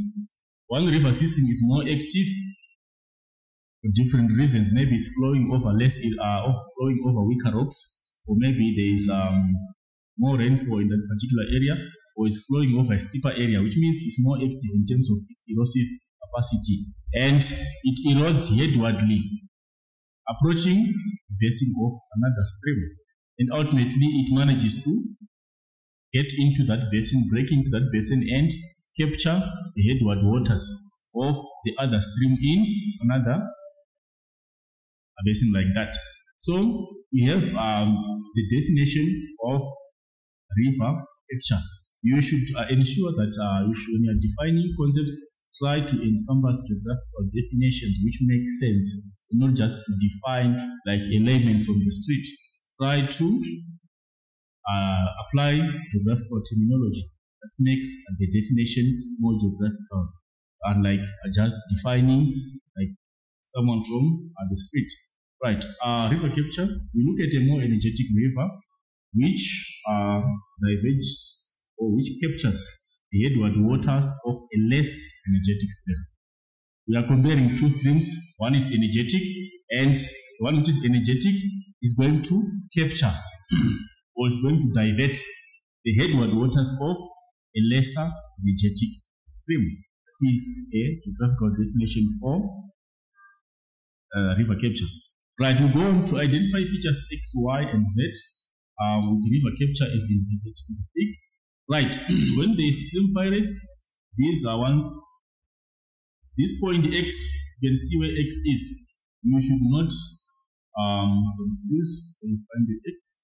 Your X is representing this part here along the stream, but is this part of the stream here, where the stream is having that particular shape. So this one here, because this stream was advancing in the direction of this one because of headward erosion, and this stream was going continuously like this, and this one managed to get to intercept the headward waters of this. It has managed to capture along this bend here. So this bend here, where river capture actually takes place, this stream is being diverted to this direction at this particular bend at X here. We call it the elbow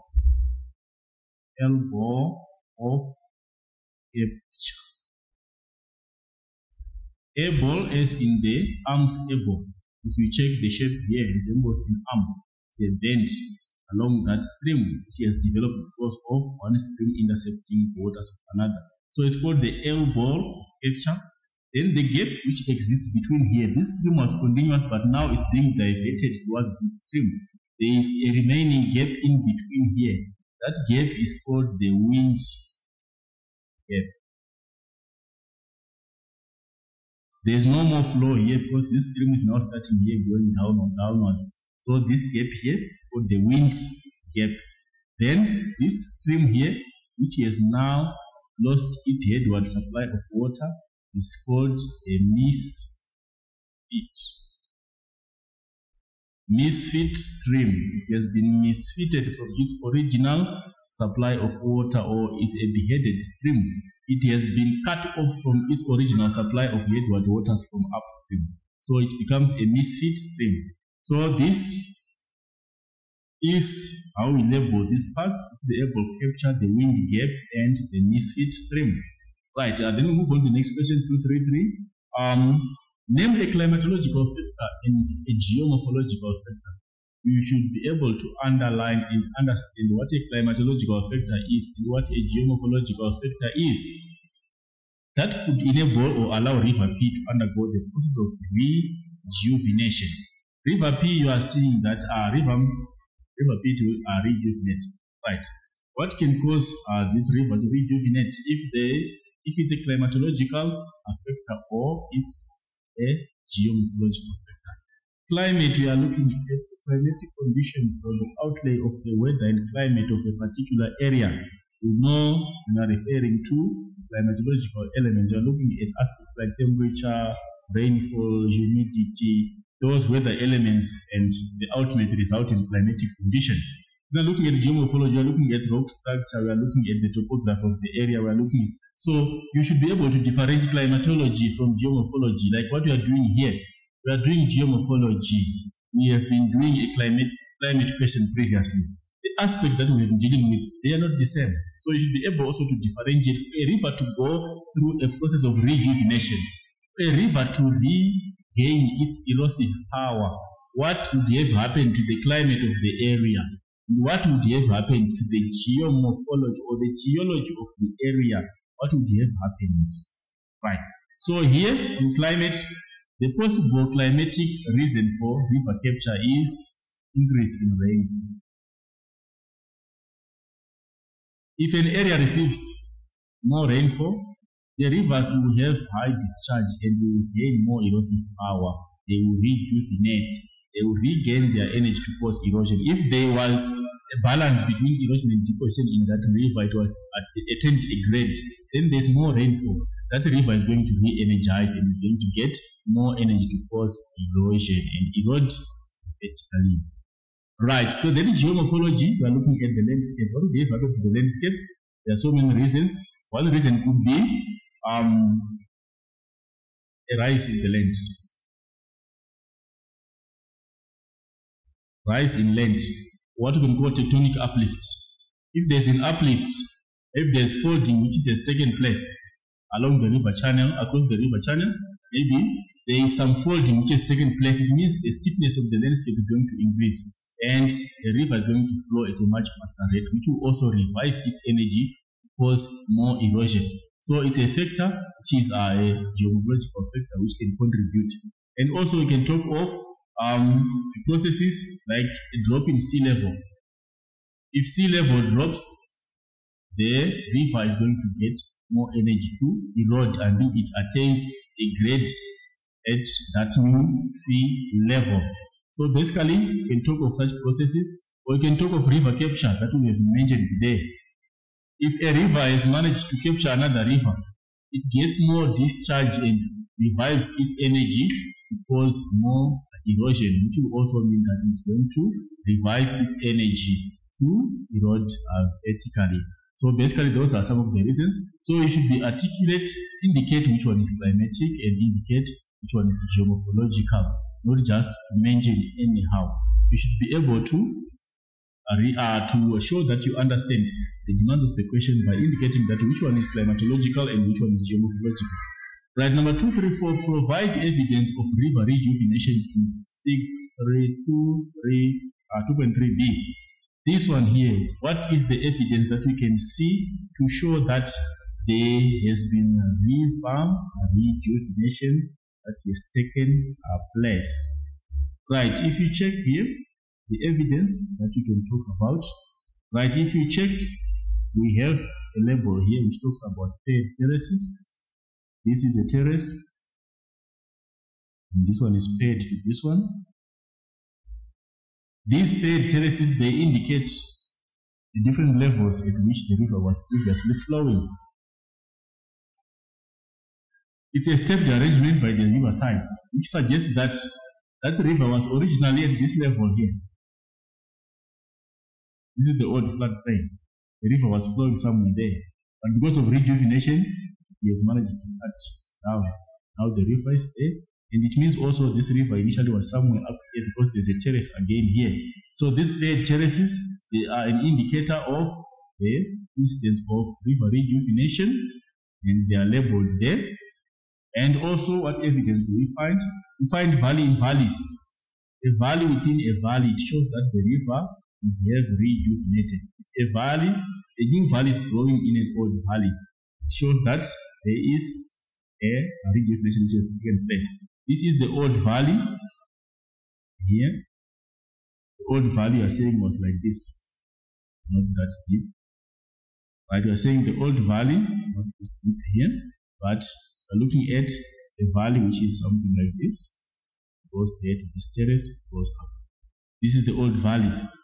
And now we have another valley which has developed in that valley. This is now the new valley where the river is flowing. So it's a valley in valley situation, which implies that the river has eroded from its older valley and created a new valley because of the revival of its erosive energy and the apparent creation of a new valley. Right, I will move on to the other reason. We can also talk of the presence of nick points. We can talk of the new floodplains which are also evident in that illustration. Right, we move on to question 2.3.5. Explain the impact that river rejuvenation will have on the gradient. Right, river rejuvenation. If a river goes through a rejuvenation process, what is going to happen to the grade? If the river has attained a grade, it means it has attained a state of equilibrium between its rate of erosion and deposition. It has achieved a smooth concave shape from its source to its mouth.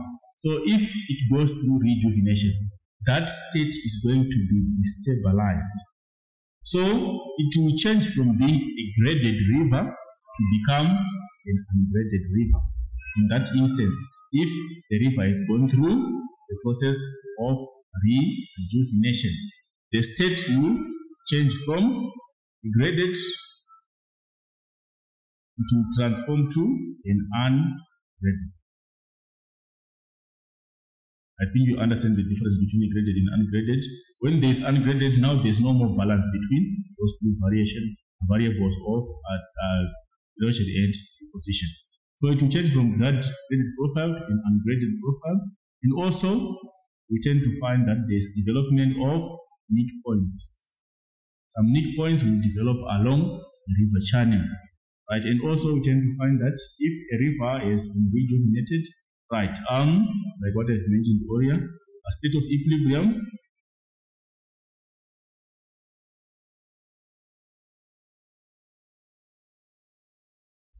it will be disrupted. The balance between erosion and deposition is going to be destabilized, so it will be disrupted. So there will be no more balance between erosion and deposition if the river has gone through the process of rejuvenation. And also, there will be more erosion. Erosion will increase. Because it now has the power to erode vertically, the river will keep on eroding vertically and creating deeper valley like that. So these are the changes that are going to be realized. the river will change from graded to ungraded. There will be weak points, disruption of the equilibrium, and an increase in erosion. That is basically what is going to be realized in that particular river if there is an instance of river rejuvenation in that particular section of the river. Right, describe the changes we've done that. Describe the changes that river one will undergo due to the process of river capture. But what you should also be careful there is you should identify the river which is being referred to so that you don't make a wrong reference. We are looking at river 1. What is going to happen? River 2 is here, is the one which is a misfit, which has been captured. And this one is the captor, the one which has acquired water from, Edward water from this particular drainage basin. What is going to happen to this river here, given that it's the captor stream and is now having more discharge because of additional discharge which it has captured or intercepted from the headward waters of river 2. So, we talk of the volume of water. What is going to happen to the discharge? It means basically, directly rather, the discharge is going to increase. The volume of water here, volume is going to increase, or the discharge. Discharge is going to rise, to increase, because it has captured headward waters of another river 2. And also, there will be less deposition. Because this river is now flowing faster, it does not deposit material easily. And now also, there will be more vertical erosion. It will be rejuvenated. The river is going to be able to erode vertically and create a deeper channel. There will be more vertical erosion. And also, if you check, we have more energy. Meaning to say that the river is going to flow faster because this is high discharge. So, and also what about its carrying capacity? Its capacity to transport load. Carrying capacity is going to increase. It's now able to carry heavier load, more quantity of load, because now it has more energy. So basically these are the changes that are going to happen. It's going to increase its discharge, the volume of water is going to increase, there will be less deposition, because now the river has more energy to transport. There will be more vertical erosion in the river, will be having more energy or flow velocity, and its carrying capacity is going to be increased because of the impact of its capturing the headward waters of another stream. Right, so that was the response to that question. Draw a well-labeled freehand side view of river P after the process of river rejuvenation has taken place. Right, we have talked of a river which has gone through rejuvenation. We said its profile changes from a graded profile to an ungraded profile. So, and also we indicated that nick points are going to be realized along the river. Here we want to draw a cross-section or a side view, not an area view of the river. So when you're drawing a side view, basically you need to just draw like a simple freehand cross-section. You are not being too artistic in this instance. We know that if the river source is here, maybe the river is here, and the river is ending somewhere there. You can just indicate by this. Then this is maybe where the source of the river is. And the river is going like that. But because of rejuvenation, it will tend to find that it will not achieve a smooth concave shape until it gets here. So let me illustrate the difference between a graded river and an ungraded river. Right? If it was graded, we're going to realize that this river is going to have a smooth concave shape. Though it might not be smooth or accurately smooth because of this here, but it should be something like this until it gets to the source. So we are saying the source is there until it gets to the mouth here. Then that's where the sea is. This river is having a graded profile. There's a balance between erosion and deposition. But if it's ungraded, you tend to find that this profile is no more present or is no more realized. You tend to find that the river will have to realize the formation of unique points along the river channel, and the river is going to be unrated. So we tend to find that we might have something like this. Then we have a unique point. The river proceeds.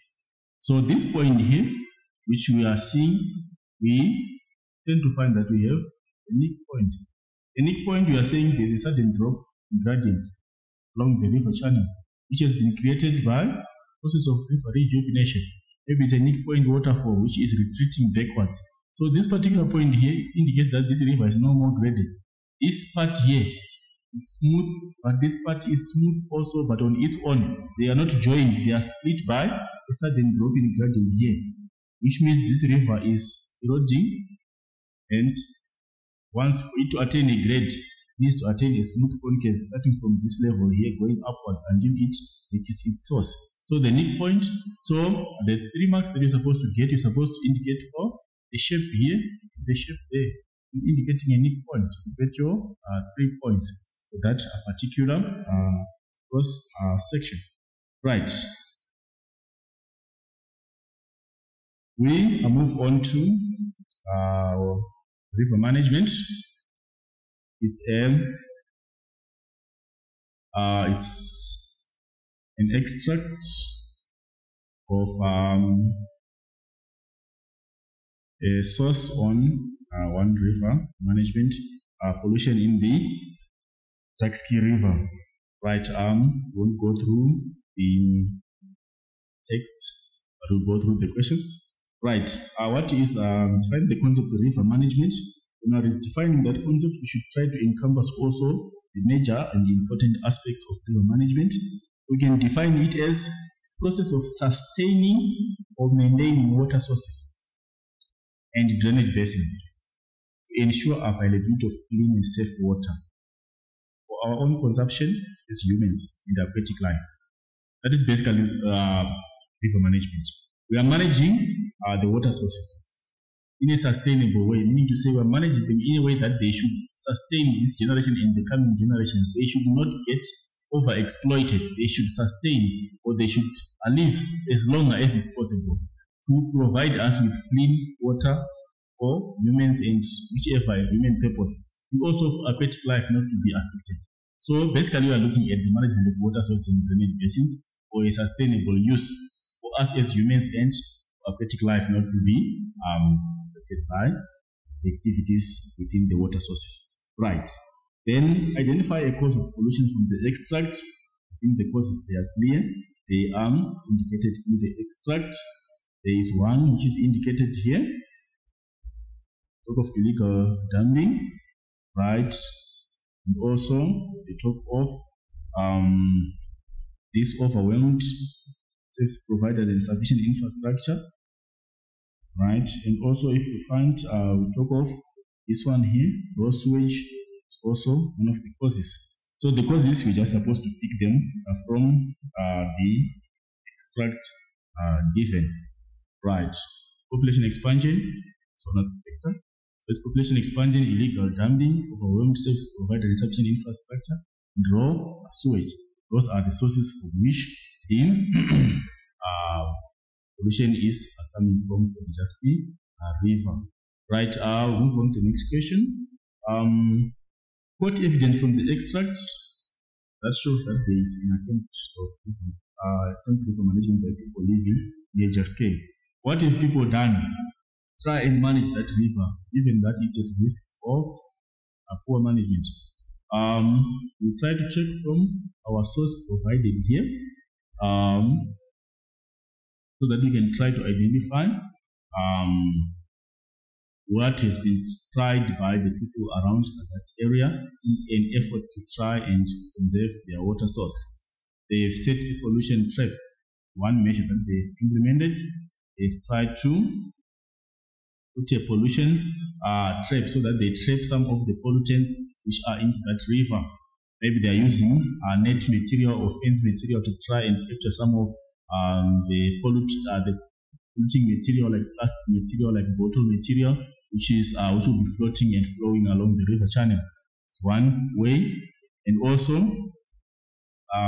other means that they tried implement is that of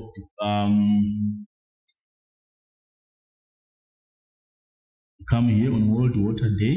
We helped install floating trap, made appropriate of large plastic or water bottles tied with wires, strong cables covered with netting to catch floating food bottles. I think it's another measure that they've tried also to try to implement. And volunteer with Alexandra Water Warriors is also another measure that they've tried, who are now deploying nifty device that they call in pollution trap. Right. So basically, those are some of the measures that they have tried to put into action, try and prevent their river from being polluted as a water source. Right. So it's just extraction from the evidence provided. You just extract the responses from the provided you are quoting from. Explain the importance of river and drainage basin management. Why is it important that we manage the river? We should not just ignore the rivers, and we should not just recklessly use our water sources and our drainage basins. Why is it important? Right. Because the basins, they provide us water for irrigation, for industrial and mining use. We need water for day-to-day uses. Where do we get such water if we do not manage our water sources? So it's equally important that we manage the water sources for the sake that they are the ones that provide us water for domestic and industrial use. And also, we are experiencing droughts. And if we don't manage those water sources that we have, apparently we are going to have a very serious water crisis given the climatic change situation that is gradually getting into play. So we should also try to manage sources for the sake that we are now experiencing a drought situation which is prevalent of also the El Nino situation. Right. Also, water is very expensive to purify. If we don't manage the water sources properly so that we extract clean and fresh water from those sources, getting that water to be purified is a very expensive process which will cost us a lot, and also which will imply that the cost of acquiring water will also be higher for households, and that won't be economically viable for many people if they are paying more for water. So we should just conserve the available water sources so that we maintain the easy availability of clean and safe water. And also we should avoid the spread of waterborne diseases. If we contaminate water sources, it means that there are high chances of people contaminating those waterborne diseases like cholera, typhoid, and those other diseases like dysentery. So it's much important that we also try to avoid the spread and the development of those waterborne diseases through contamination water sources. And to also protect our aquatic life, the biodiversity in water. We have so many creatures that thrive in water sources. If we pollute the water sources, we add harmful toxins into the water sources. As such, ecosystems are going to be disrupted. So it's equally important that we take care of our water sources for such sake to avoid such situations where we have a loss of biodiversity in our water bodies. Right, we move on to the next question. This is a paragraph question, and as a reminder, when you're answering a paragraph question, ensure you do not put bullets right continuously in a paragraph format. And at least you should try to raise a minimum of 4 points which are fully explained. You write in statements using point form.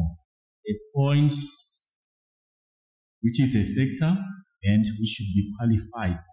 You qualify your factors that you have identified to get 8 marks. Right. So if we go to our questions, our question is looking at paragraph of 8 lines. Discuss the challenges that poor river management will have for people living along river banks, e.g., Jack's River, and suggest sustainable strategies that may be implemented to preserve rivers in their drainage basin. So if you see this question, it's a complex question. It's a question which is directed. The core aspect here is that of poor river management, and who are Who is going to be affected by that? We're looking at people who are living on the river banks. And what should we do? We want to discuss the challenges and we suggest sustainable strategy. So this question is complex. We need to discuss the challenges that the people who live on the banks will have if we do poor river management, and what can be done as a strategy to avoid such. So it's two-dimensional, which means you should find the challenges. You should discuss the challenges that people are going to face. People who live along the banks of those rivers which are poorly managed. What can be done to deal with such a situation or to deal with those challenges? So we start with the challenges.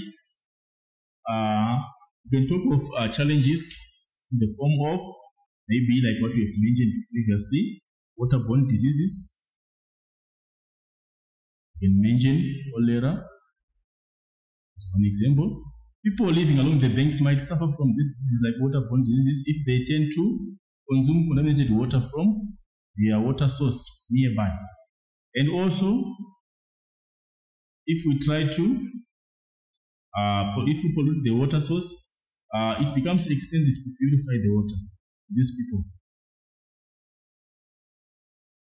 if they are sustaining on that water, it means they need to purify the water, which becomes expensive for them. They need money to purify that water, so it's a challenge to them. The water is contaminated. And you can talk of loss of lives. These people can lose their lives. If one consumes contaminated water and they succumb to waterborne diseases, they might die of such. So it's a negative implication on the people. And you also tend to find that they might be having high pressure on health services. Health delivery services is going to face high pressure because of the continued incidents of people falling sick because of consumption of contaminated water. And also people having to travel distances to access clean water. If your nearby source of water is contaminated and the next source of water is very far away, you have no option. You have to, if you can't purify that water, it means you have to go and access water from a different source. So which will imply that it's costly again for people to travel for distances, try and acquire water which is safer for their consumption. So at least you're supposed to raise two fully explained points on the challenges. And balance your discussion, you're also supposed to add on the strategies that can be put in place to try and deal with the challenge of the problem of poor river management to such. So also look on the dimension of the strategies. What can be implemented as a preventive strategy or a control strategy to limit such incidents of poor river management? We can talk of awareness campaigns, which is increase awareness. Some people do harm water sources out of lack of knowledge. They need to be made aware. Or you can look at buffering. You buffer the river.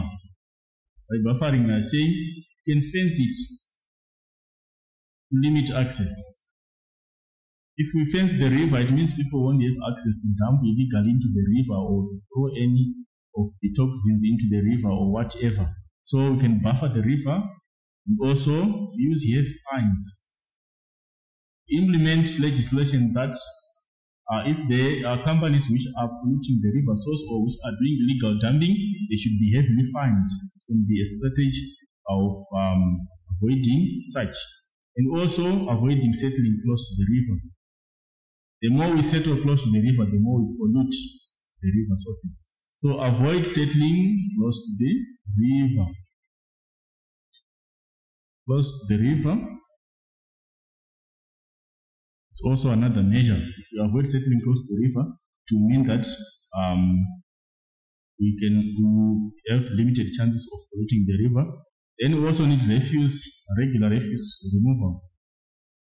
For example, mainly in informal settlements, they lack refuse removal or adequate and reliable refuse removal, such that in the event refuse accumulates and there is non-collection taking place, they will end up opting to dump such waste in the nearby rivers.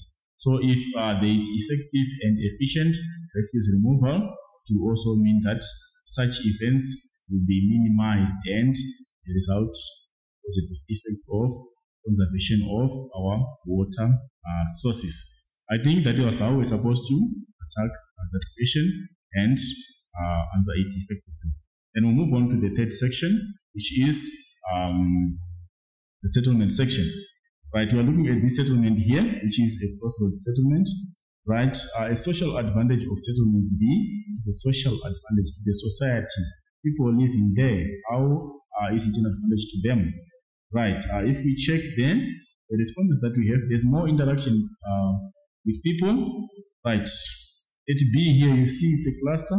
People can interact. It's a correct response because you are just staying next to the other person. So it's correct.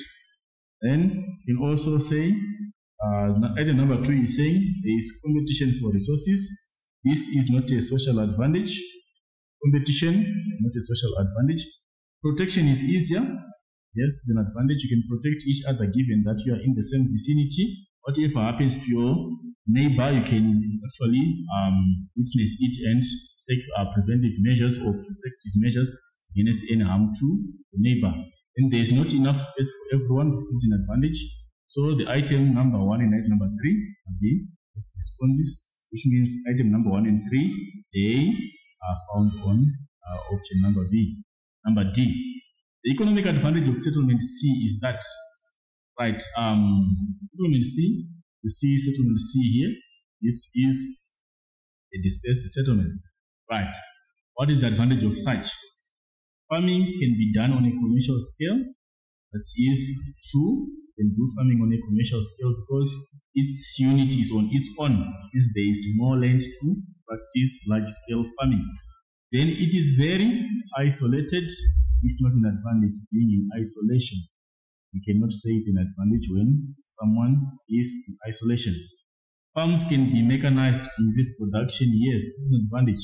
You can use mechanized production to increase productivity. Since there is more space to do agriculture, we can also be able to employ different forms of agricultural machinery and equipment to do farming. And the last response, there is no social interaction. This is social and not an advantage. So it means our response should encompass item number 1 and item number 3, which falls under option number 3, response number C. Right.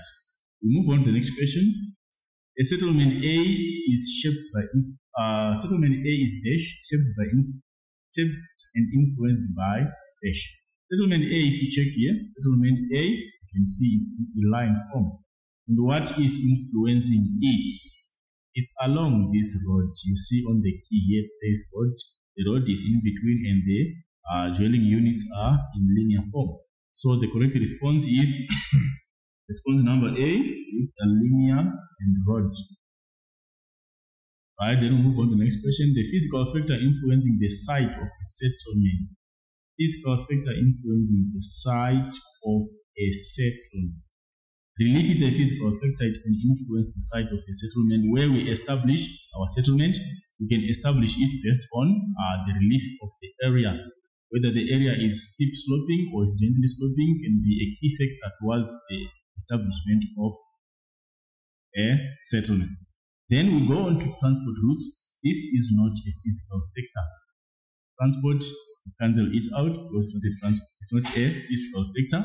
Then we move on to distance from the markets. This is also not a physical factor. And job opportunities, it's an economic factor.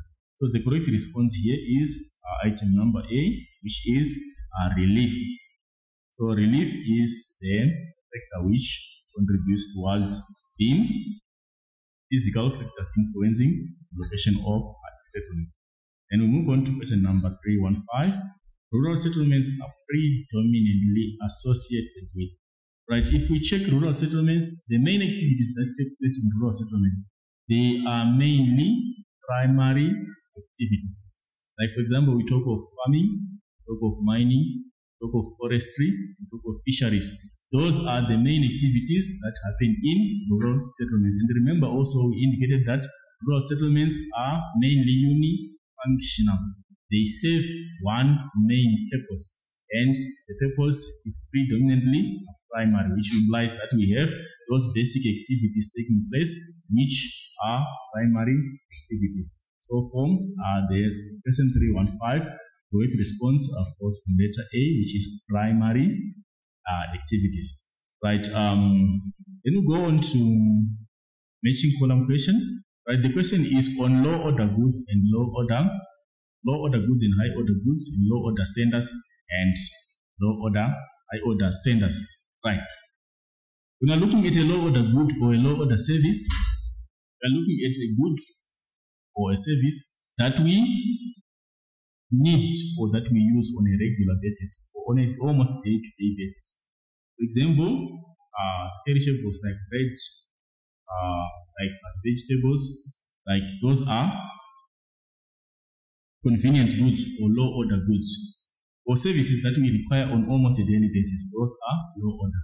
In high order are those products that we do not need on a regular basis.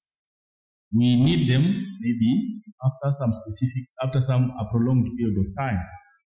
And those services mainly are specialized and they are expensive products. If we can talk of maybe, for example, cars. A car is a high order good. You do not need to buy a car every week or every day. You buy a car once, maybe 5 years, or after some prolonged period of time. That is a high order good or high order product. Right. Then we also talk of senders. We're looking at low order senders. We're looking at those are senders or settlements that provide low order goods and low order services, where we don't find much of high order goods and high order services. Right. For example, the local shopping center. In the like example, the local shopping centers in the residential areas, those are low order centers. But high order centers are looking at those centers that provide specialized products and provide high order products. Right. So if we check on this question here, let's quickly go through the question. The question is on this one. It's Albani. It's bread. When we say bread is a high order or a low order, definitely it will not be a low order. High order. It will not be a high order. It's a low order. Bread we require it on regular basis. In 322, it says those products, are they high order or low order? We have a television and a washing machine. We do not need these products, or we do not buy this product on a regular basis. Buy a television set today, maybe you might buy the next one. You might want to upgrade maybe after a year or two. The washing machine, you want to upgrade, or maybe you need to buy, or whichever way, but it does not happen over a short space of time. So those are high order goods. Then we look at a Rainbow Regional Shopping Center.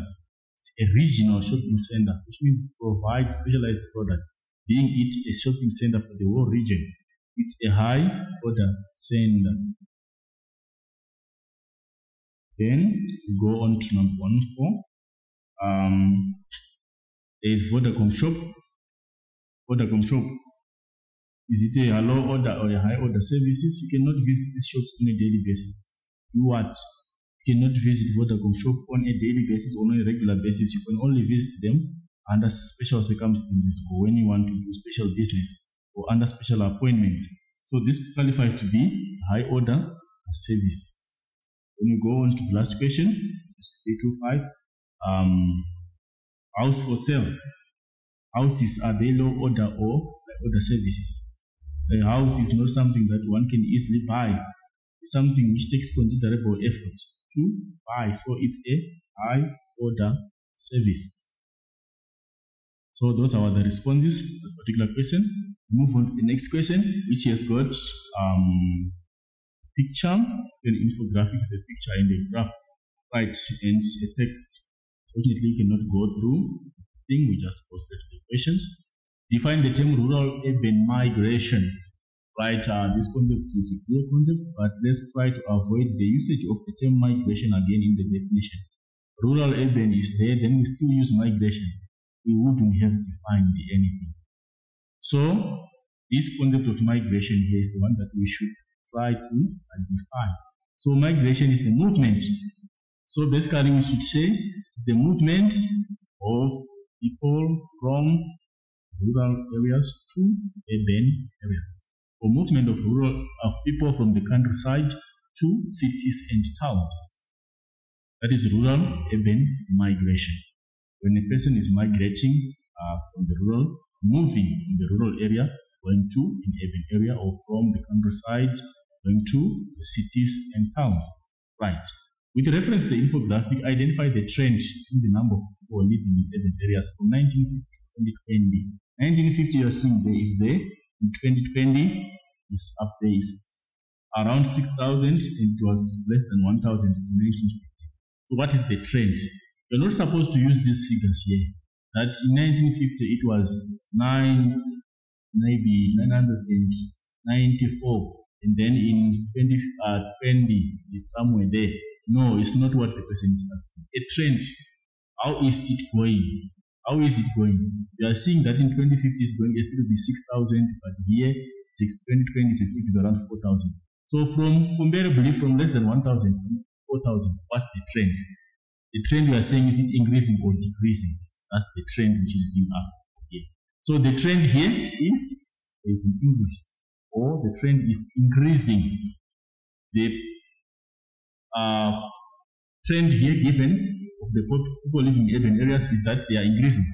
There's an increase in the numbers of people living in urban areas as of 1950 to 2020. Then we go to the next question, account for the trend in question 332. The question account for, this is the key word in the question.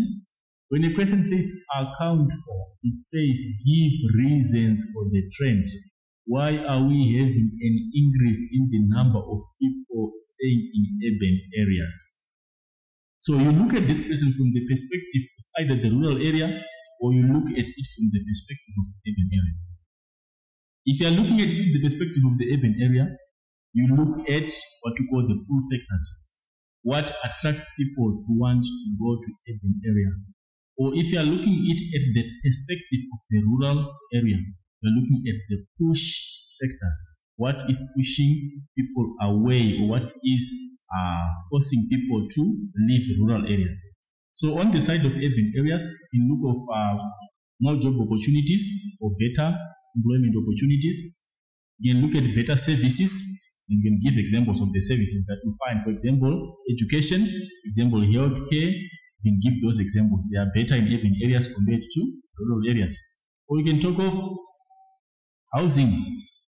Better housing is better housing in urban areas. Or you can talk of improvement in the quality of life. It's better quality of life. Social life is better in urban area.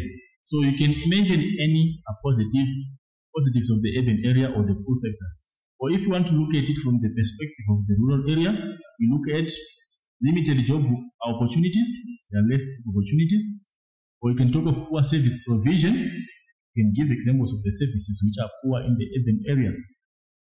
You can talk of poverty, who are driven from rural areas out of poverty. They don't have a source of income. They are not making needs in their lives. They choose to move out of the area because they need to run away from the poverty that is affecting them day and night. Then you can also talk of poor medical services. You can talk of limited socialization, all those factors from the rural perspective. Move on to the next question. Quote evidence from the extract above that suggests that the movement of people into urban areas has an economic disadvantage. There is evidence which shows that there is an economic advantage if more and more people are moving out of the rural areas to go into cities and towns. What happens to such people? What's the economic disadvantage of such a kind of movement? Right. If we try to check in the infographic, in the text here, we tend to find that it talks about as new migrants continue to arrive, which adds to the numbers of unemployed. New migrants are continuing to arrive. More people are continuing to go to urban areas. This adds the numbers of unemployed. people who are unemployed are increasing because of the continued shift of people from rural areas into urban areas. So that is where we get our response. The new migrants will add to numbers of who are unemployed in the urban area. Then according to the infographic, identify one social injustice in the urban area that arises from the increase in the urban population.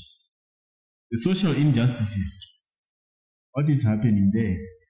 We are saying we tend to have some groups of people being neglected because of such movement of people from the urban areas into from the rural areas into urban areas. We find that there is crime here. Crime rates tend to find that it tends to increase, and other social ills such as drug dealing, they are also increasing. We also tend to find the mushrooming of slums. It's also another problem which is happening in the urban areas.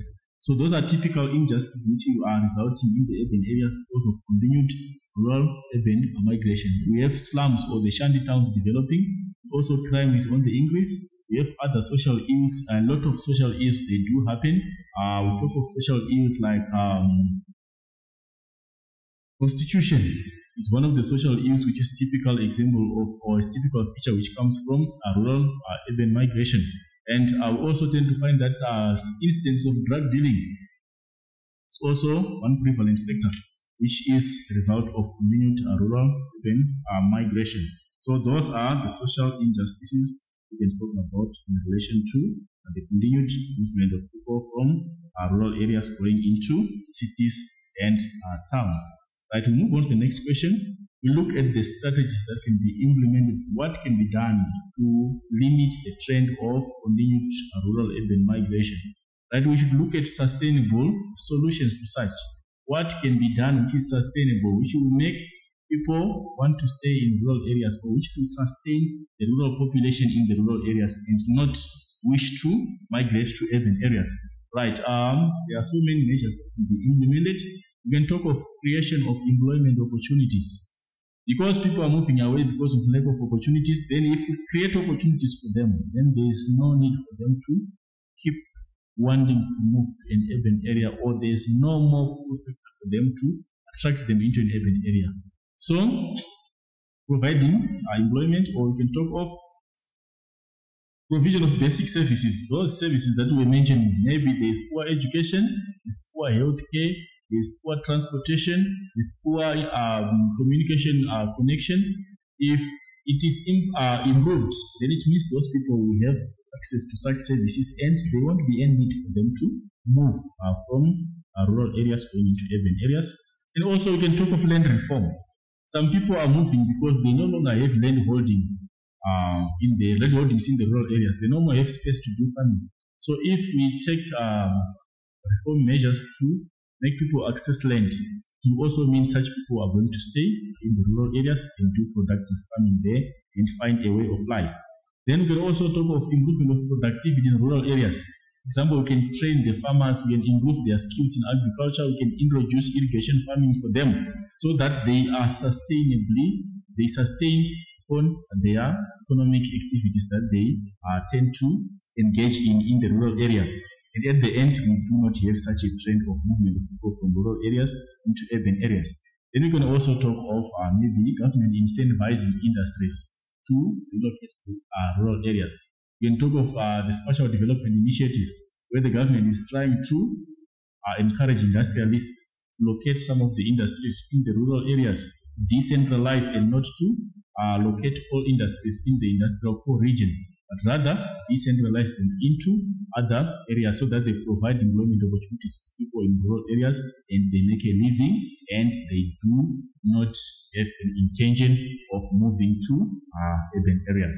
So basically, we look at sustainable strategies that can be put in place to limit the trend of movement from rural areas into urban areas. Right. We move on to the question number 3.4. Identify the urban problem depicted in the photo. Right, you're supposed to analyze the photo and be able to figure out the actual problem which is in question in this instance here. Right, The problem that you are seeing here is the problem of traffic congestion. That is a problem that is evident in that photo. There is evidence of traffic congestion as an urban issue. There's traffic congestion. If you see the level of traffic there are so many cars which are just one after the other, which implies that there is traffic congestion or a traffic jam. Then, with reference to the photo, list one cause of the urban problem mentioned.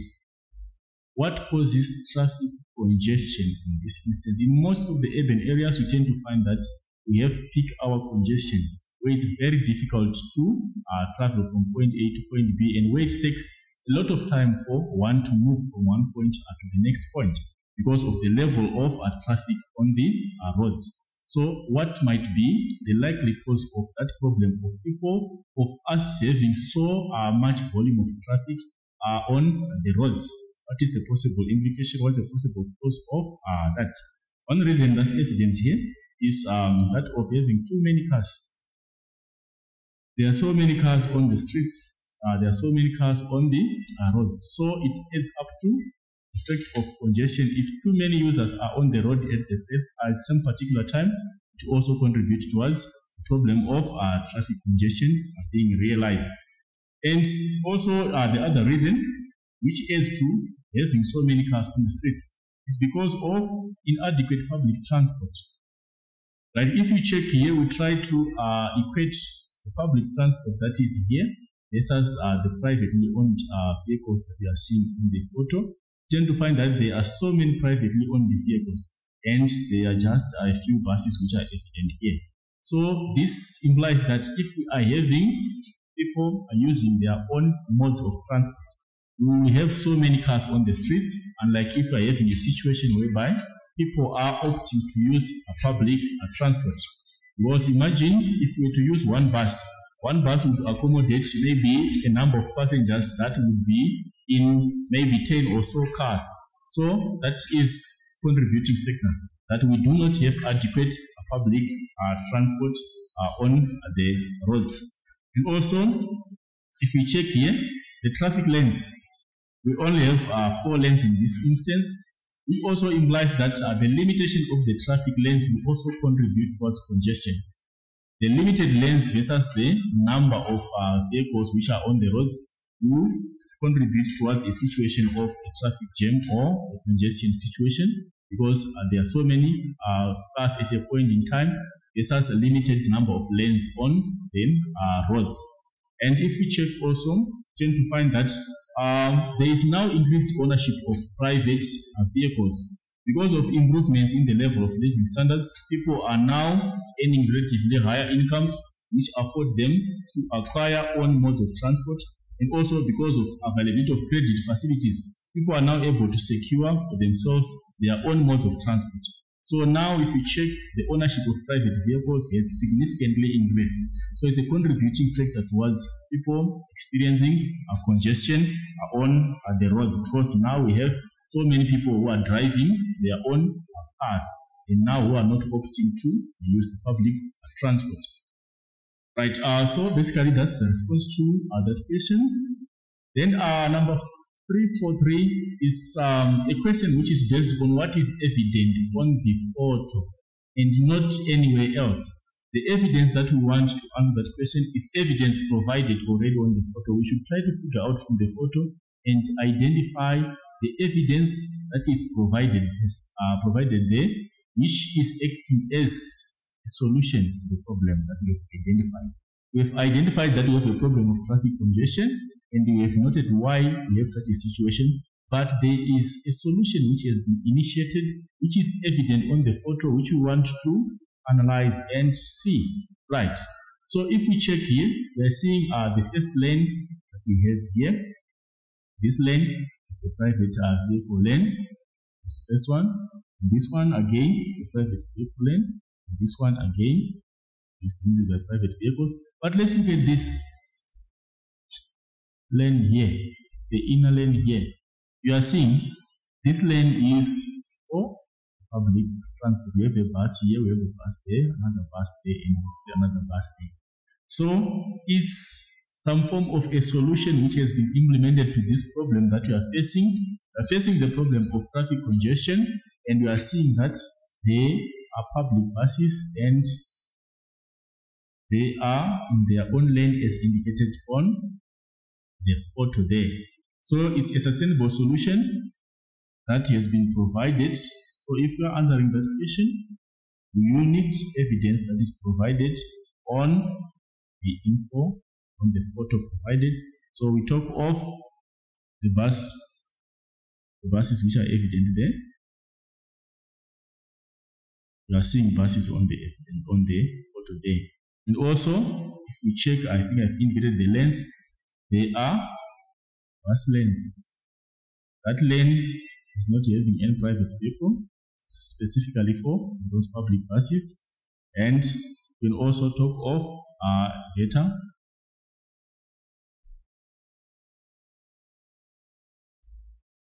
Public transport.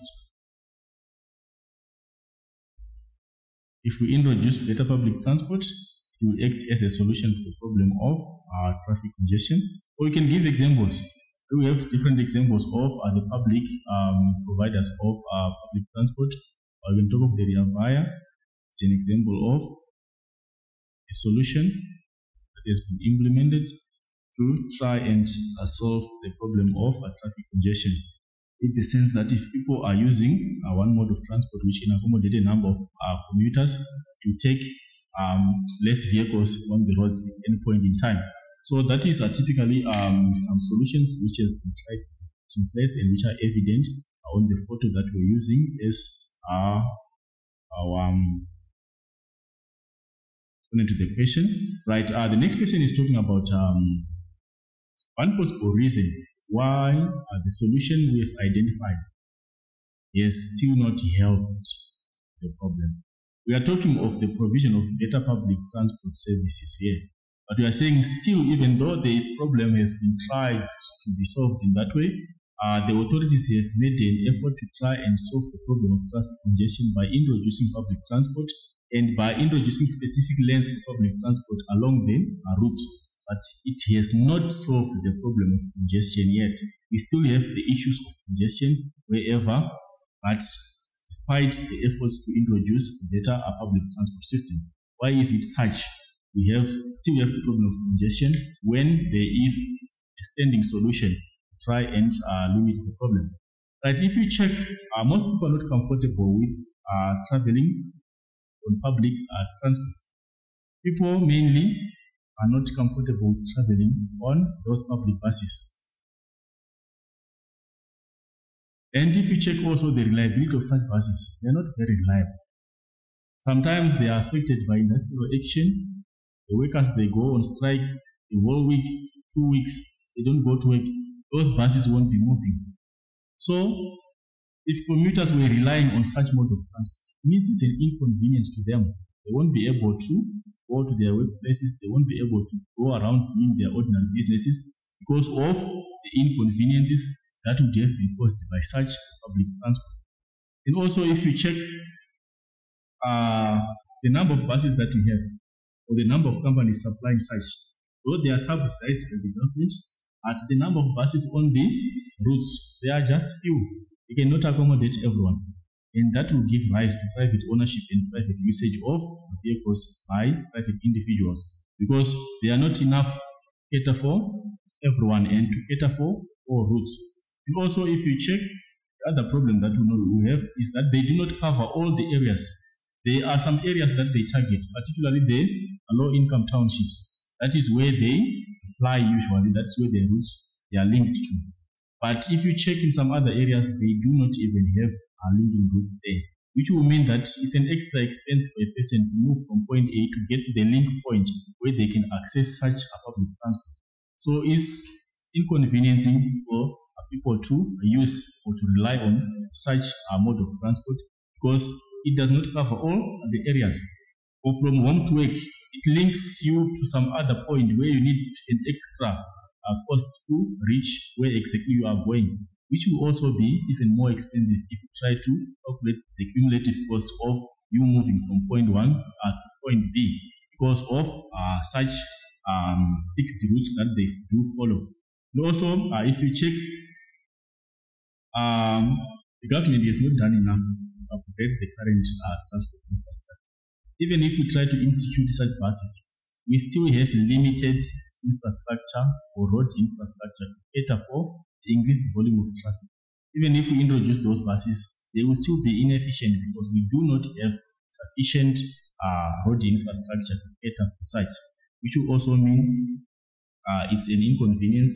And also, if you check on road maintenance, it's also still poor. Because of poor road maintenance, you tend to find that some operators are not willing to apply some other routes which are badly or poorly maintained. And as a result, those areas are unlinked and they do not get such services from the providers of public transport. So basically, we are trying to argue against the reason why, despite the effort to introduce public transport, we still have problems of traffic congestion being realized in much of the urban centers, most of the times during business hours. Right, we'll move on to the next question, which is question number 3.4.5. In a paragraph of approximately 8 lines, discuss how this urban problem negatively impacts commuters. Right, there might be a misconception here. The misconception is with commuters. When we are referring to commuters in this instance here, we are referring to transport users, people who use the transport modes. If people are moving from one point to the other, we regard them as commuters. So we are relating traffic congestion to its impact on the commuters, people who use transport on the roads. How are they impacted negatively by the prevalence of traffic congestion? Right, the first and foremost factor here, we can note a definite factor of delays in movement from point A to point B, whereby people get their workplaces late. Because of the incidence of traffic congestion, the movement will be very slow, and as a result, people will usually get to their business premises or their workplaces very late because of traffic congestion along their routes where they move from their places of residence, their places of work. So it's a negative implication where one continuously gets late to work because of traffic congestion. And also, we can talk of job losses. Some of the people will end up losing their jobs late coming because we have so many instances in a week of coming late to work. You end up being fired from your work for late coming. So it's also a negative implication on the commuters. Some of them will end up losing their jobs because of the problem of traffic congestion along the major routes where they move from. And it's also very costly. It adds up to the costs. Costly in the sense that if you're using your own private vehicle, you have to stop for so long and move and stop and move and stop. The move and stop sessions, the go and stop sessions will consume more fuel, and it will add to cost of traveling. Instead of you traveling on a once-off, you are made to stop and go several times along the way, which consumes a lot of fuel, and which will add to increased cost of transportation. And also, if you check, there is high risk of accidents happening along the major routes. You tend to find that there are so many risks of accidents that will happen because of traffic congestion. In most instances, people become impatient. In other instances, they try to maneuver through the traffic jam, and that will cause a number of accidents, which is also a negative implication on the commuters, which might result in some people losing their lives because of such. And if you also check, we can talk of what we call traffic rage on the roads.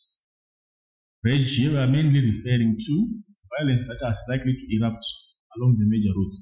Like if you check how disrespectful the commuter drivers are over the ordinary vehicle owners, they pretend as they do as if they are the ones who have the privilege to move first. So that will result in some instances of people disagreeing and ending up fighting over each other over instance of moving off of the roads because of such instance of traffic congestion along the roads and on major roads. In most instances, that is where such things happen.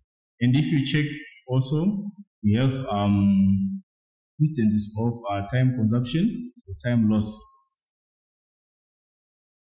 You lose much of the productive time on the road, or you waste much of the productive time on the road instead of you doing a productive work at your workplace, because you are delayed along the way and there's no way you can get to your workplace in time, which will mean that is also time consuming on your part. And also, if you check for much of the commuters, they have a prolonged travel time. A distance that is supposed to be traveled maybe over 30 minutes and maybe last over an hour because of a traffic congestion, which is also a time wastage and part of a time wastage and time consuming unnecessarily over the road and over the travel time, which is increased because of traffic congestion. Right. Basically, we can look at such factors as which will cause negative implications on people who will be traveling on the roads as a result of prevalence of traffic congestion on the roads. So basically, when you're looking at it, the question is addressed to the commuters. You have to look at it on the perspective of the people who travel along the roads and who face the problem of traffic congestion as they travel from one point to the other. How are they negatively impacted by the problem of traffic congestion on the roads? Right. Basically, that was question number 3 and number 3 on settlement geography. Then the last question we need to look at the graphical skills and GIS, which is more of a challenging section for most of the geography learners, and which is a section that most learners they are not comfortable with when it comes to the exams. But there's no way one would avoid doing map skills and GIS, because it's a key component which is in both paper 1 and in paper 2. Both papers do encompass map skills and GIS. Right. We have map information provided. Question number 4. General information of Red River Canyon Booklet. Right. The location is given there using the coordinate system: 24 degrees, 39 minutes, and 10 seconds to the south, and 30 degrees, 12.5 minutes, and 30 seconds to the east. Right. And the information provided there, you need to go through the information because it might be useful in answering some of the questions that will follow as part of the question on map interpretation.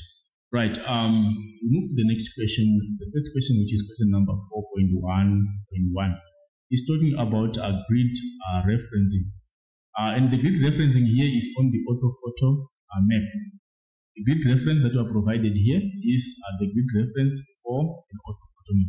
Right. What I'll do before I do this illustration here, I want to start by illustrating the meaning of this reference 24 degrees 2430 dB as a reference for the main map, or as a reference for the topographic map. Right. The reference for this particular mapped area is 2430 dB. When I'm referring to this reference here, it's a special referencing that we use for the mapped areas, and it has a specific geographical meaning that you should interpret. Right. When you are referencing places, remember our places are referenced using the lines of latitude and using the lines of longitude extracted from the globe. So when you are referencing places, remember we start with our latitude value, then we go to longitude values, and we go on to the subdivisions of our blocks. So it means the first two letters here is 24 degrees latitude. Right, this is latitude value in degrees. Then 30 means it's 30 degrees longitude. And the two letters here have got specific meanings. The first letter, which is D, this is what we call the big block subdivision. And then the last letter, which is B, this is what we call the small block subdivision.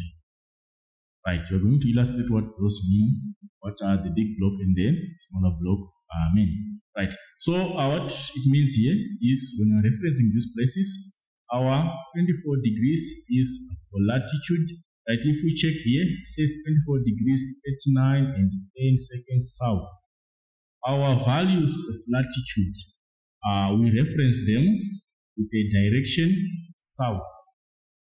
Why do we reference them with a direction south? It's 24 degrees to the south. We are in the southern hemisphere, and our lines of latitude, they increase from the equator, which is 0 degree line of latitude, until we reach 90-degree line of latitude, which is the South Pole. So we reference our places, because to map the areas in South Africa, we are in the southern hemisphere, and our latitude values, they increase towards the south, and we from 0 to the equator to 90 to the South Pole. So this means this one is at 24 degrees from the equator as we proceed towards the South Pole. Then the 30 degrees is a longitude value which we reference E, or is the east. Why we reference such? Like if we check here, it's 30 degrees 45 minutes and 30 seconds east, the east. If we check our prime meridian, which divides our globe into the eastern and the western hemisphere, South Africa is on the east, the prime meridian, which implies that places in South Africa, they are referenced east because of the position of South Africa on the east of the prime meridian. And also the values in South Africa, they increased from the west going to the east as we move away from the prime meridian. So the 30 is for 30 degrees to the east of the prime meridian. Right.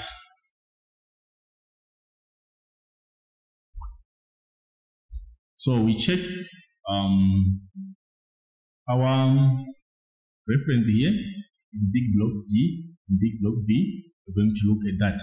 Right. So when we're referencing these places, we use that system of referencing, and this referencing system is for a topographic map. Then you see now that there is an additional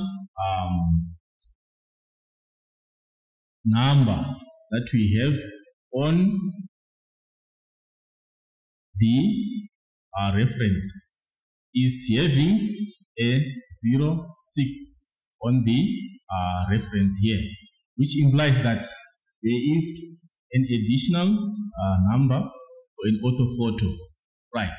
So what we do is, if we have a topographic map, we give it that reference 2430 degrees dB according to the subdivisions of the smaller and the bigger block. Right. Because this person is too articulate to a orthophoto map, let me not use the approach to topographic map. Let me say my block is here. This is the block whose reference is 2430 GB. We have found the block where the reference is extracted from. What we do with orthophoto maps, remember an orthophoto map is a large scale map whereby we have to enlarge a given section from this topographic map. So we are saying this is the reference, this is our whole topographic map. So it means from this topographic map, we are going to extract some smaller section which we are going to enlarge, create the orthophoto maps. So how are topographic maps split, or how are they divided to come out with orthophoto maps? We divide them like this: 1, 2, 3, 4, 5 like that. Then 1, 2, 3, 4, 5. We create 25 squares within the topographic map to give reference to the orthophoto mapped areas. So this is 2430 dB for this whole topographic map, like this. 2430 is covering this whole map, but from this whole map here, if you want to produce orthophoto maps, we are going to reference them 01, 02, 03, 04, 05. Then we come here 06, 07, 08, 09, 10, 11, 12, 18, and you get to 25. These are mapped areas for orthophoto maps. So when a person says they agreed a block of an area to the east of 2430 dB are 06. 06 will be here. And if you check, our west is here, our east is here. So the reference does not change, it's 2430 dB, but what changes is the reference of the orthophoto map here. It's 06 for this block, the next block is 07, which gives us the correct response as D for that question there. It's the one to the east. The north is 01, the south will be 11. So 2430 dB, 11 to the south, 2430 dB, 01 to the north, and 2430 dB to the east. dB 07 to the east. Right. That is how we do the referencing for the orthophoto maps map extracts from a topographic map. That is how they are extracted using that subdivision of the mapped area of the topographic map. Right, then we got the landform. The landform that we are looking at there, it says identify the landform. Let's check the question. Landform F on the topographic map. Landform F on the topographic map. Let's quickly check landform F. This one here. This is the landform that is being referred to. Which kind of landform is this one here? We check. The contour lines you can see, they are sloping, going upwards like that, and they are just closely pegged. What kind of landform is that one there? You check your inclination of the contour lines suggests that the landform is a valley. So the correct one is the valley for that one. Then determine the gradient of the slope in block B3, in block B2 from spot height to 1294 to spot height 1084 if the vertical interval is 210 meters and the map distance is 1.7 centimeters. Right, the calculation is very simple there. We use our formula VI is equal to HE. VI, which means vertical interval, is equal to the horizontal equivalence.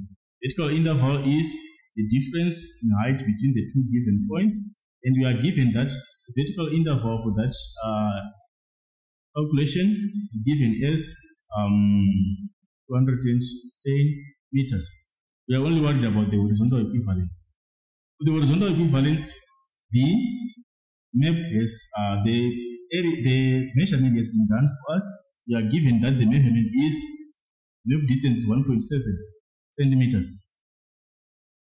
The HE is the actual ground distance between the two given points, so we don't need to measure it because it's already given for us. What we need to do then is we just need to go and calculate the actual ground distance. This extract is coming from a topographic map. The topographic map is to the scale of 1:50,000. So if you want to convert this distance to meters, we simply multiply this by 500. Because if we convert 50,000, this one can do it the long way. 50,000, convert it, this is in centimeters. If we want to convert this to meters, we divide by the number of centimeters in a meter, which gives us 500. So we can simply multiply directly by 500. We're converting this to meter, the value of the ground distance. So 1.7 times 500, you get 850. And don't need to forget the unit of measurement. So our HE, we have it. Our VI, we have it there. So it means from this part here, we now have a fraction. Because remember, when we are expressing our gradient, we need to express it as a ratio, the numerator equal to 1. So we are now saying, if we are expressing our gradient, it's now VI, which is 210 over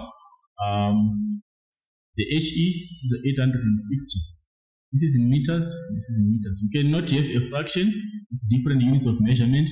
You need to equate the units of measurement. That is why we have to simplify this, get a meter value here for HE. So given this situation, we want to reduce this to a numerator equal to 1. The meter is going to cancel with the meter. No longer have units there. We have 210 over 850. What are we supposed to do to reduce this equal to 1, 210? We divide it by its own self, 210. We also do the same here, divide by 210. Which means if we divide this by this, we get 1. If we divide this by this, we round it off and we get as 4. So our ratio here is 1:4.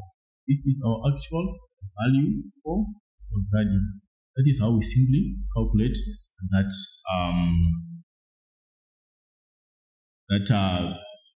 gradient for that section. Then the next question, determine the magnetic bearing from H in block A3, where the hiking trail starts, the bridge in block C4. Right. We are looking at these 2 points. There is this point at H.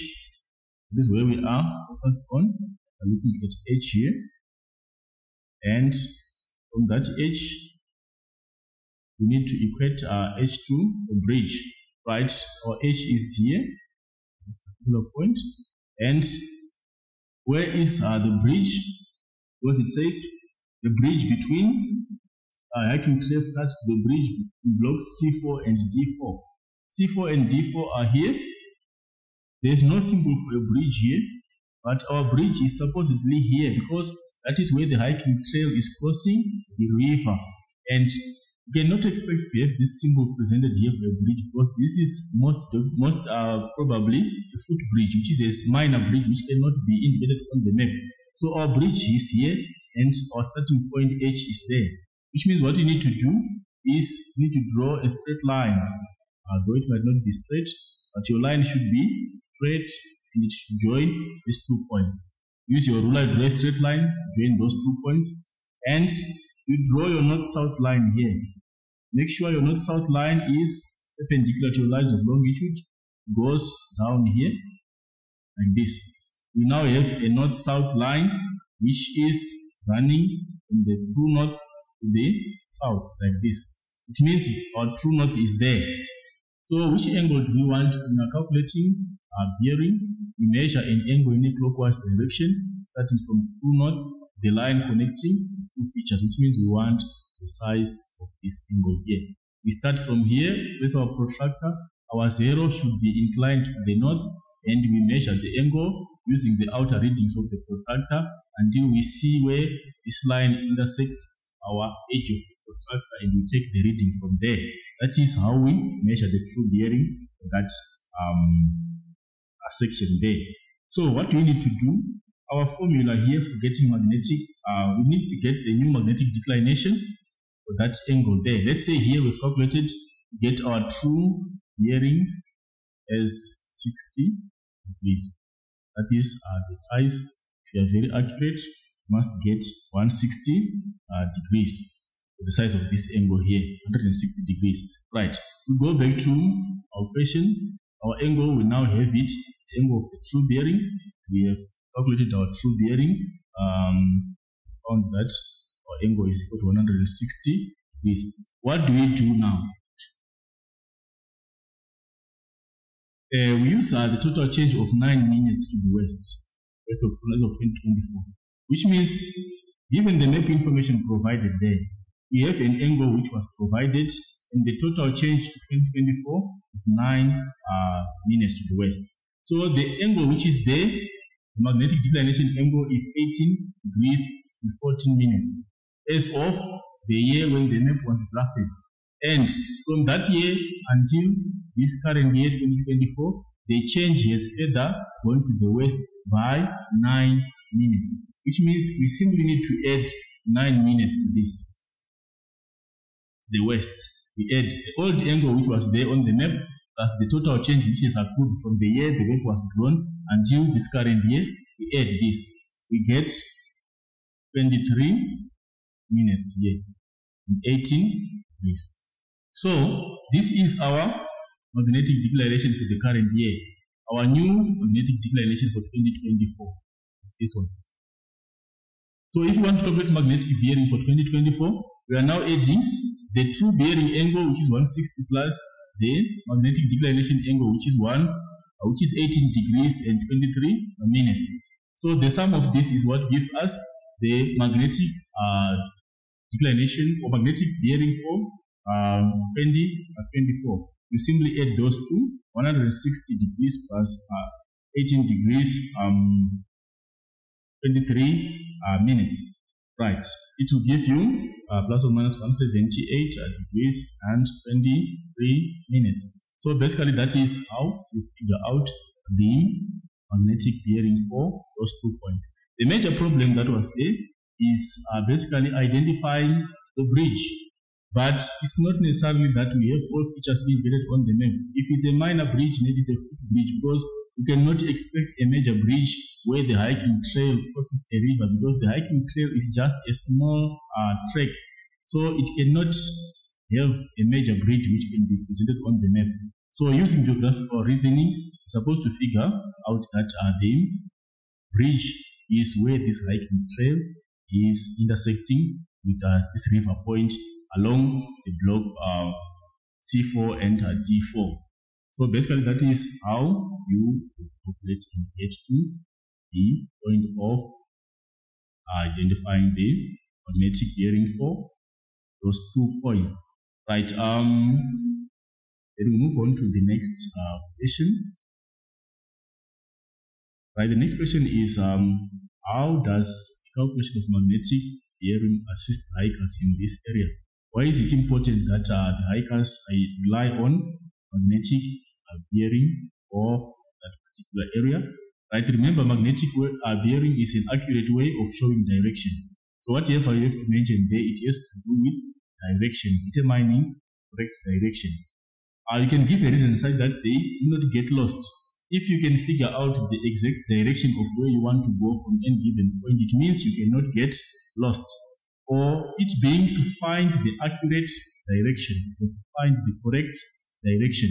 If you are navigating in a new area, you don't know where a particular point is from where you are, then you are using magnetic compass. You have the magnetic bearing size of the angle. Then it means you will actually get correct direction.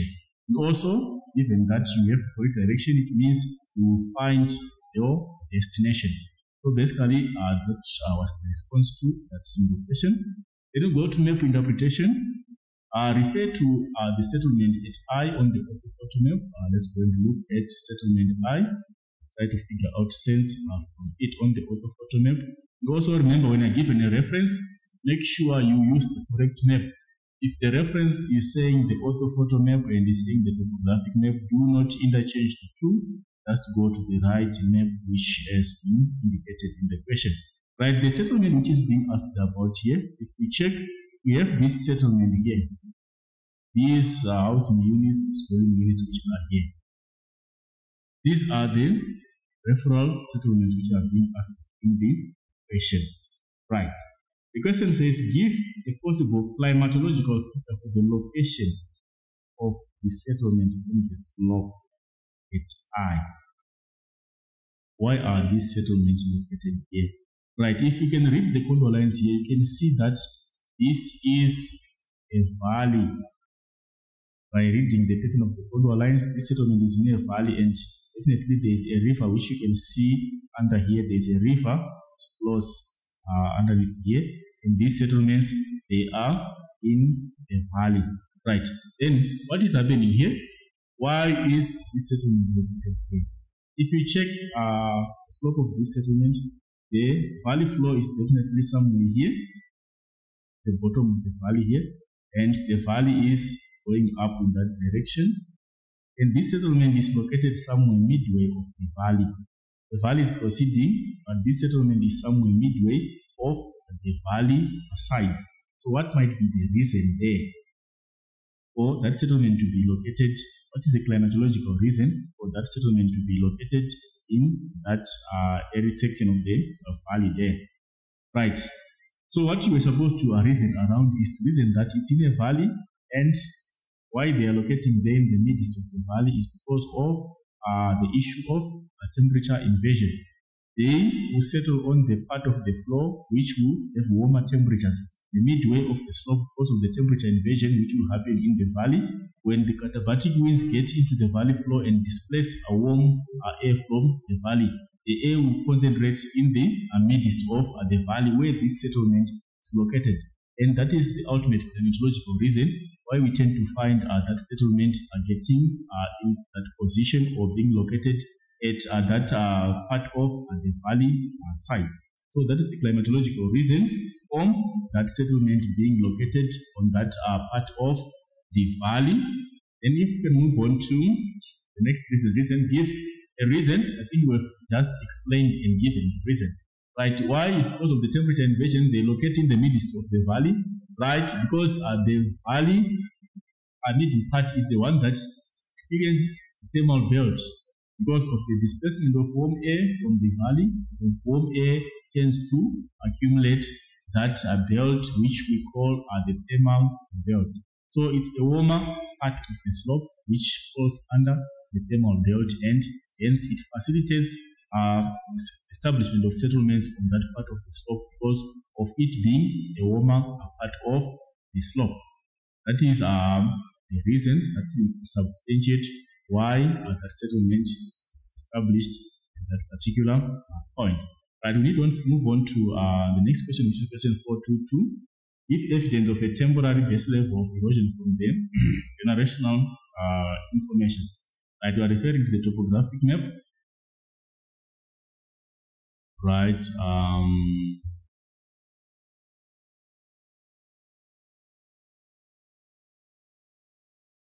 Refer to the topographic map, give evidence of a temporary base level from the general information. Right. Like what I told you earlier on, you should be able to analyze the general information about the area. If you check here, right, it talks about the Blind River Canyon, sometimes referred to as the Muflatse Canyon, is a very large canyon that is considered to be among the largest in the entire world. It's located in the province of Malanga, east of South Africa, being 26 kilometers. It is the third largest canyon in the world, and unlike other canyons, the Blind River Canyon is dominated by subtropical vegetation. Right? The geology and climate of this high rainfall plateau results in masses of waterfalls that are mesmerizing to look at. So you tend to find that it's talking about masses of waterfalls. And if you have waterfalls, remember that is an indication of temporary base level. And perhaps the most interesting one is the Dish waterfalls, which is within its 200 meters high. So this is where you find the evidence of the temporary base level of erosion from this extract, which provides us the basic or general information about the mapped area. It talks about waterfalls. Remember, a waterfall is a temporary base level of erosion.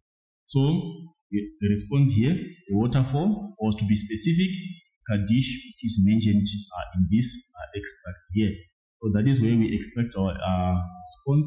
It's referenced from the general information as provided here. Right, move on to the next question. Right, this question here is based on, next question is based on give evidence, identify the fluvial landform in block D4 and E4. The fluvial landform in block D4 and E4, we are referring to the topographic map. D4 and E4, right? D4 is here. This is D4 and E4. These two are blocks here. We want to identify a landform found here. Right. If we check here, this river is going via the D4 and E4. This river is coming here. You see, it's getting to the end at this particular point here. So if you check here, D4 and E4 are coming from D4 here, we're getting to E4 here. What fluvial landform is found here? You can clearly see that there is a bend along the river channel. There is a bend along the river channel. And to be more specific, if you check this river channel here, you see that it's very steep on this side here. On this side, the contour lines are very close towards each other from this angle here and from this angle here, which implies that the basic landform is a meander. In that instance, it's a meander which is a bend along the river channel. And to be more specific, it's an incised meander. It's an entrenched meander because of the pattern of the contour lines that we are seeing on the extreme eastern part of our bend here. It's incised, or the outer bank. You can see that the outer bank of that meander has got very close reflective contour lines, which suggests that it's entrenched or it's an incised meander. So the landform in this part here is a meander. In that instance, to be specific, it's an entrenched or an incised meander. That is how you interpret the landform there. Then move on to the next question based on the map again. Right. The question is saying, name the drainage pattern in block B3. Right, we check block B3. B3, this is B2, B3. Right, if we check here, this is where B3 is. We want to try and analyze the pattern which is evident here. There is this stream here. It's an independent stream on its own. It's feeding into Blight River. There is another one here. It's feeding into Blight River. There's another one here. It's feeding into Blight River. There's another one here, also feeding into Blight River. And if you check, there is a deep valley here, which suggests the canyon. And also, there's a deep valley here, which is a gorge. Right. So, what kind of pattern is this? We have to note this pattern. This is a high-lying area. You can see the contour lines here. And this is a high-lying area. You see that. And this is also a high-lying area, but not very high-lying. It's more of a plateau, but it's separating those streams. So this is independent stream number 1, and this one is also a stream on its own. This one is stream on its own. So we have 4 streams which are feeding into, 4 tributaries feeding into the Blight River. So the question is saying, which kind of drainage pattern is this one? So the correct response there is definite. It's a parallel drainage pattern. These streams are running parallel from each other. This one is on its own and is parallel to this and is parallel to this. And all of them are tributaries of the Blight River. They are running parallel and are split by these high-lying watersheds in between them. So if we are to give the correct response for the pattern is a parallel. That is the drainage pattern. That question, parallel.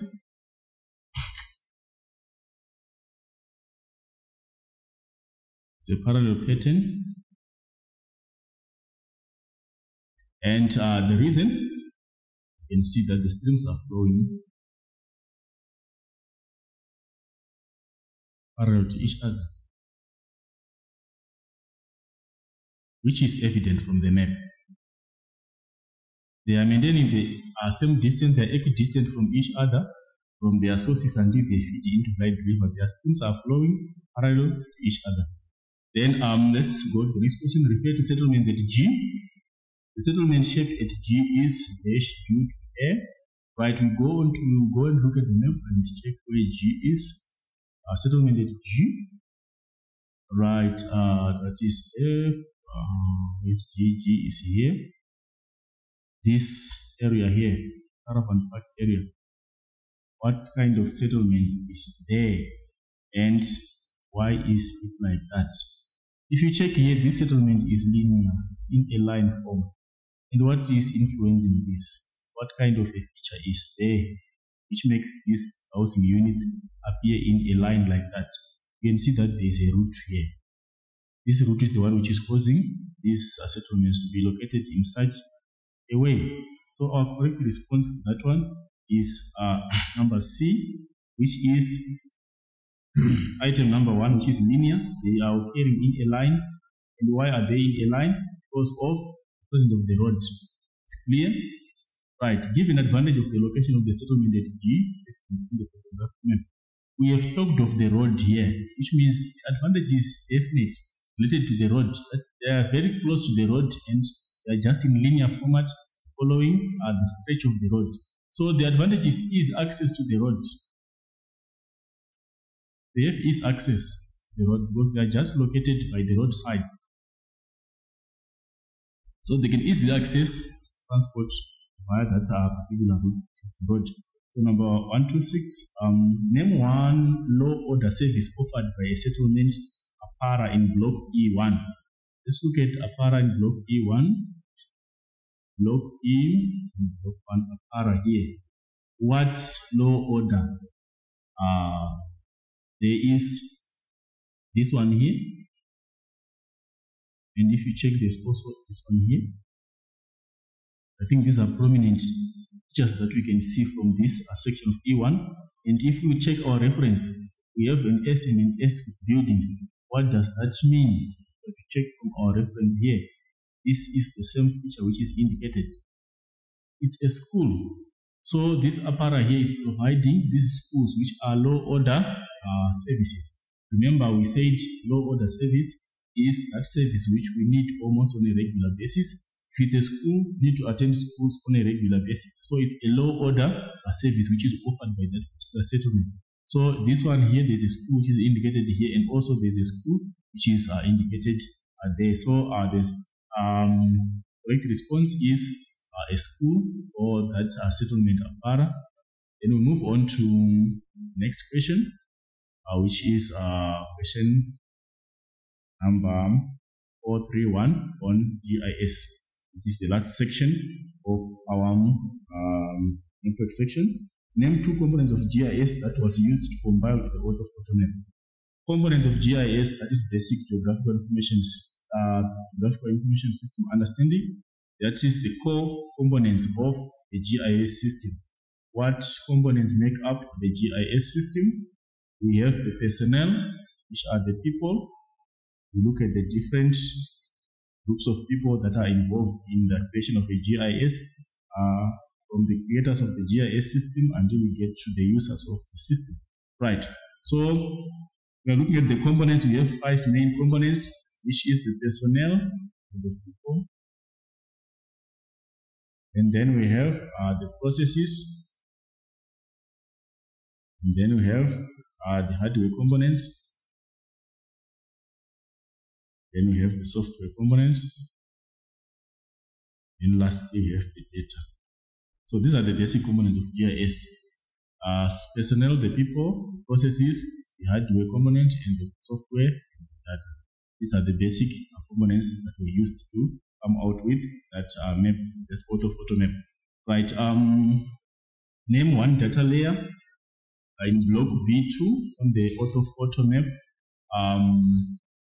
A data layer, we are looking at a specific layer which can be presented as part of mapping, showing a particular geographical aspect or focusing on one particular geographical aspect. It can be a layer on topography, or a layer on soil, or a layer on settlement, a layer on drainage, a layer on. So it's a specific layer showing a particular geographical aspect. And we want to look at what is the major layer that you can determine from that block B2. Right, if we check on our map, go to block B2 in the orthophoto map, B2, right, B2 is here.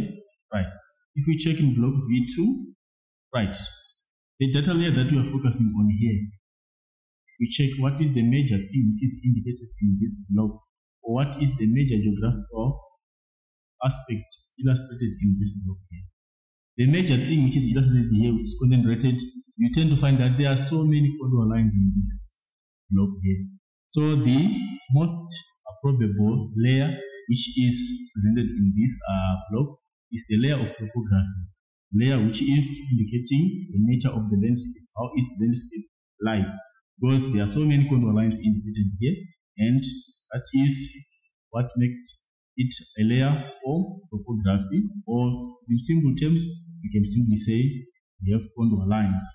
And we know that the contour lines are an indication of topography of the area, and that is the layer which is being illustrated by that particular block. It's a layer on topography. It's fine. So it's topography, that layer. Then the last one, how is spatial data presented in block D1? Right, I think it's to understand the difference between spatial and attribute data. When we talk of spatial data, we are looking at the shape of the geographical feature or the coordinate features of the geographical, the coordinate combination of the geographical feature. So here we go to block D1 on the topographic map and try to check what is there on block D1. Right, D1 is here. Right, block D1 is here. Right, we're looking at how the features are presented. We know under spatial data, we have features which are presented using the vector format of lines and the vector format of points and also of polygons. So if we check here, we want to try and identify if we have all those. Point feature, we have them here. We have this spot height. So it's by means of point symbols, which is an example of a spot height, which is here, 18, 18. Right, and also if we check, we have a line feature. Line feature, we have it here. If we check here, we have the hiking trail. This is indicated by means of a line. This hiking trail which goes up to the extreme north here, it's also an indication of line symbol. And also a polygon. If we check, we have cultivation taking place here. It's indicated by completely bound boundaries, which is a polygon feature. So it's through line symbols and point symbols and through area of polygon features, which is cultivated land on that level. Right, give attribute data of the polygon feature. Attribute data, remember, we are saying is descriptive data. We are now describing the feature, or we are giving the name of the feature. Spatial data using the vector format, we are just looking at the feature, how it is portrayed on the map. But when we are giving attribute data, we are giving further information or descriptive information about the feature. So if we're checking on this polygon feature, it's a cultivated land, or you can describe it anyhow, any other way, as long as it's a description which is related to cultivated land. Or maybe you can name the nature of crop is an orchard, or if what kind of cultivation is taking place there, or any additional information which describes that particular that spatial object, which is in the form of an area feature or polygon feature. Then why is data manipulation beneficial for GIS company? Right, what we call data manipulation, when we are manipulating data, we are looking at a situation whereby you can alter data which is available, you can alter it to suit your own needs. So why is it important? You can maybe extract a data layer from integrated data. You want only to focus on one data layer. Maybe it's a layer on settlement, but you are a business, you want to focus on mainly a layer which shows you where your customers are located. You can manipulate that data by extracting only one layer from a set of data. That is manipulation. Or you can alter data in any way to suit your specific needs or to suit your customer needs. Right. So why is it important that a GIS company benefits from? How does a GIS company benefit from data manipulation? Right. One reason is that they can organize data for their own company. Remember, we are saying you suit your own needs, so which means the company can organize data for own needs. You only extract data that is relevant to what you want. You can only extract only what you want to use. You leave the rest, which will confuse the users. be specific on what you only want to use. If you have a data set which is integrated, which has got many sets, then you can only extract what you only want to use or which suits the users that you want to target. Then also you can do corrections. If you are able to manipulate the data, it means it allows for changing. If there is information which needs to be updated or which is now out of date, you can correct it, and you can update the data set and make it user friendly and also make it relevant to the time when it's supposed to be used. So it's also an advantage. Or you can change the scale.